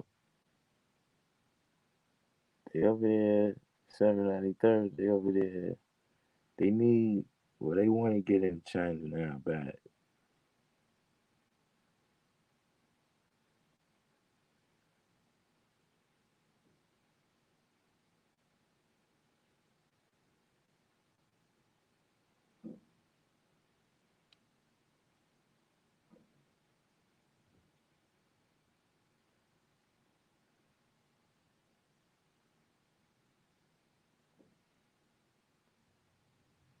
But you said, I know a man banking at Chase struggling who specialized in elderberry, etc.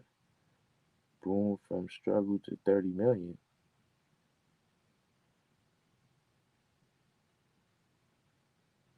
He sold $30 million of elderberry.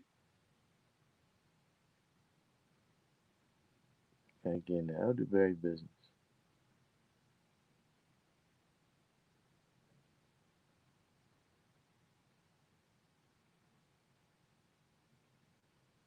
January 1st with the sovereignty papers.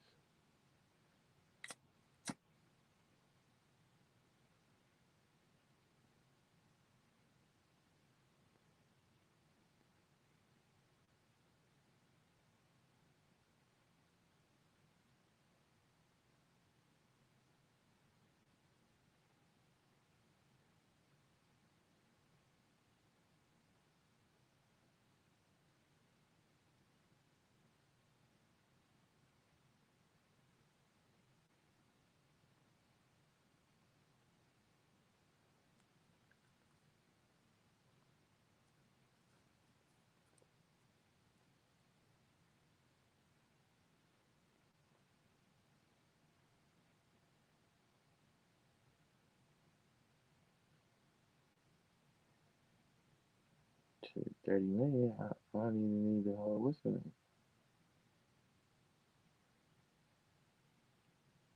You know, VCR. That's uh that's actually a great idea. The sovereignty papers in a bottle of sea moss there.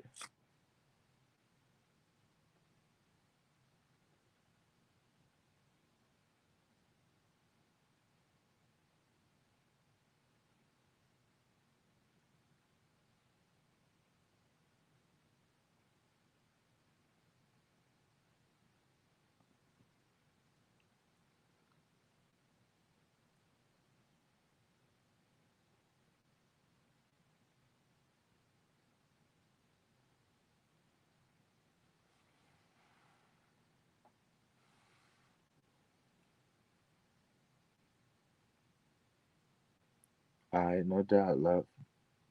I hit you when I get up.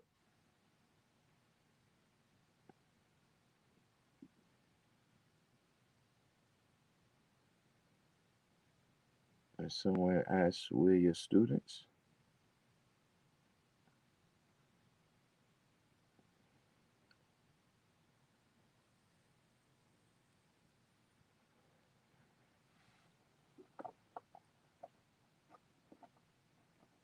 All right, now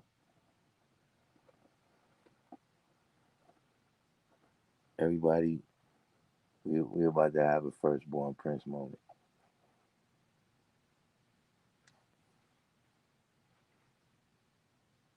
I don't teach students. I only teach teachers. Just in case that was a trick question.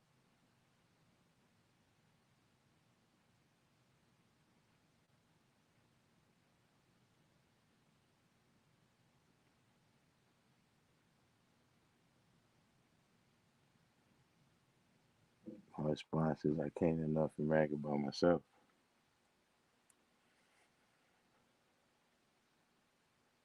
I don't understand. Someone asks where your students. Your response is you can't enough and brag about yourself. So I'm not understanding. I mean, I think I understand, but uh, if somebody's asking you that, they're asking you in reference to the 18th degree.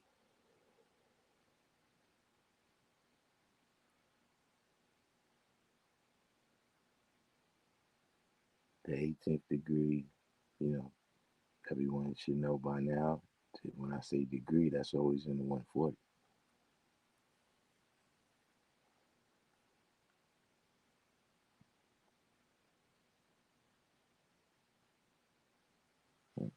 Now, see, I said, now, see, we used to do that type of stuff. See, remember the other day, I was telling you about how we used to ask each other all type of questions, try to catch each other. You know what I mean? We used to think of different signs to drop on each other.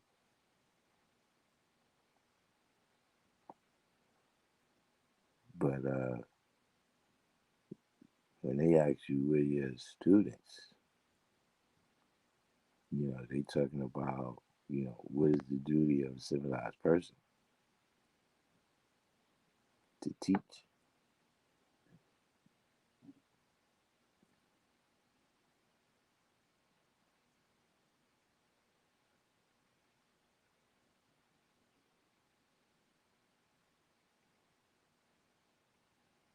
But you said you got denied several times if you can roll to the school or the parliament. What you mean denied by who?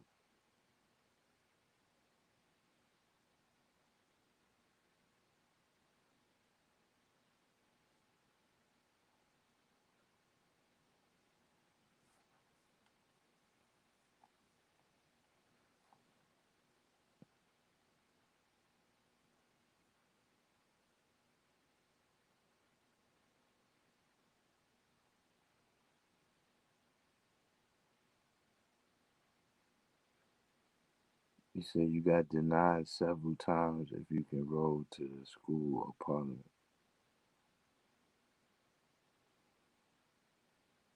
That's what I'm saying. Somebody told you you can't come to the school or the parliament.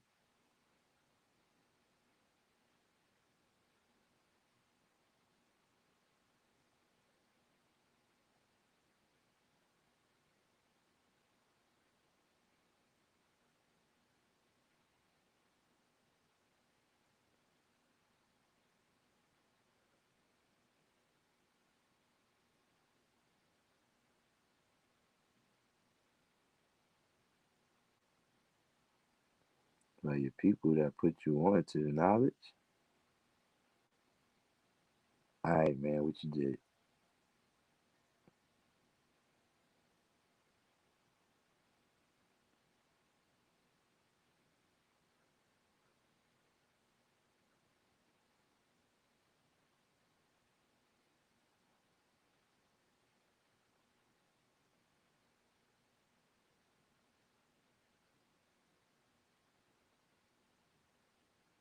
I mean, it could be any number of reasons.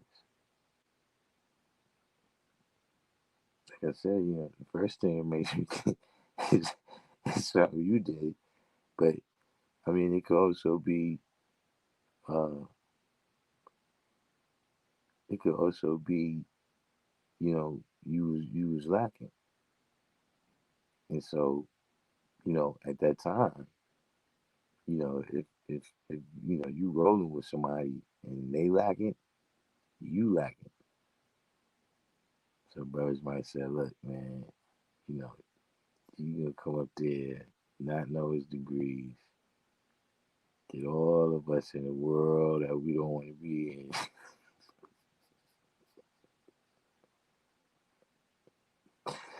Let's just leave her, man.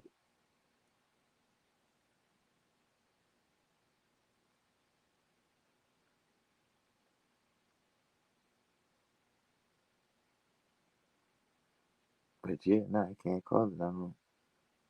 I don't even know who these people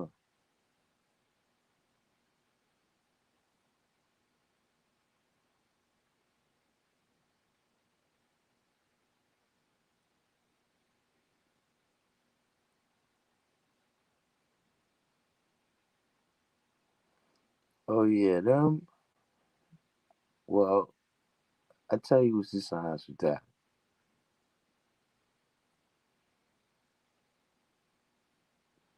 They was using most of the people up there.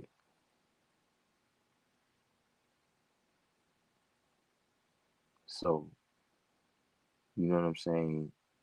In order to maintain, like they control, they gotta have something. They gotta have something over you. See what I'm saying? So it it it you know they gotta be like the Catholic Church.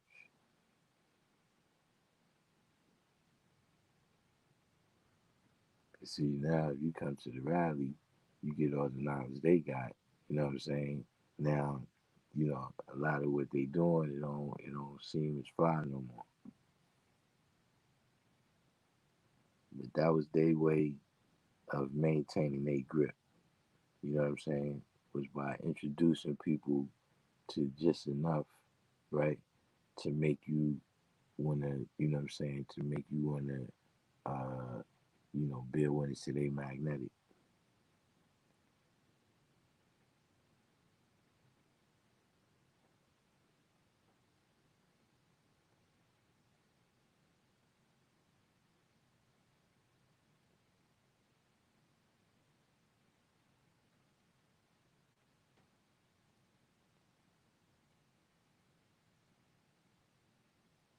That is another reason I seen that happen a lot of times.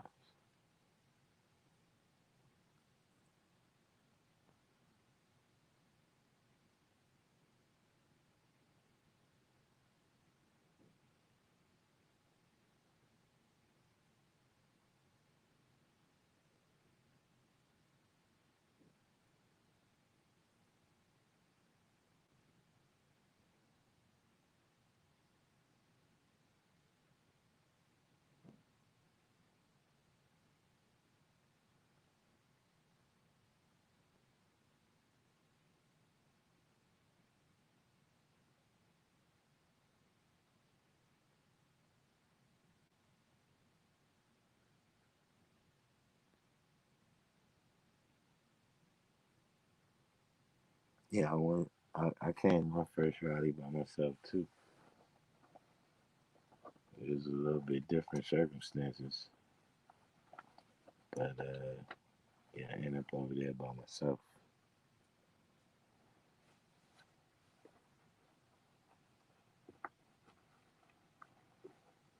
But yeah, everybody do each one teach one. Hit the like button, subscribe out there if you're new.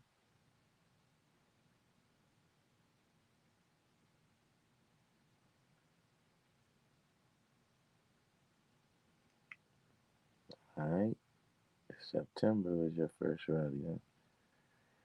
So all them types of things like that. I just was at the time I was just living my life. I wasn't really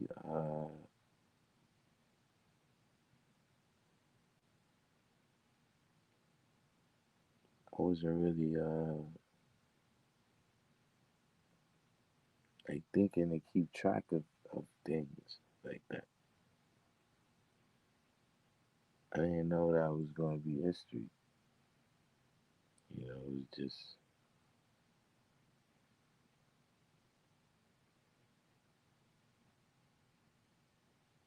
other than that, I'm gonna say peace and catch up with y'all tomorrow.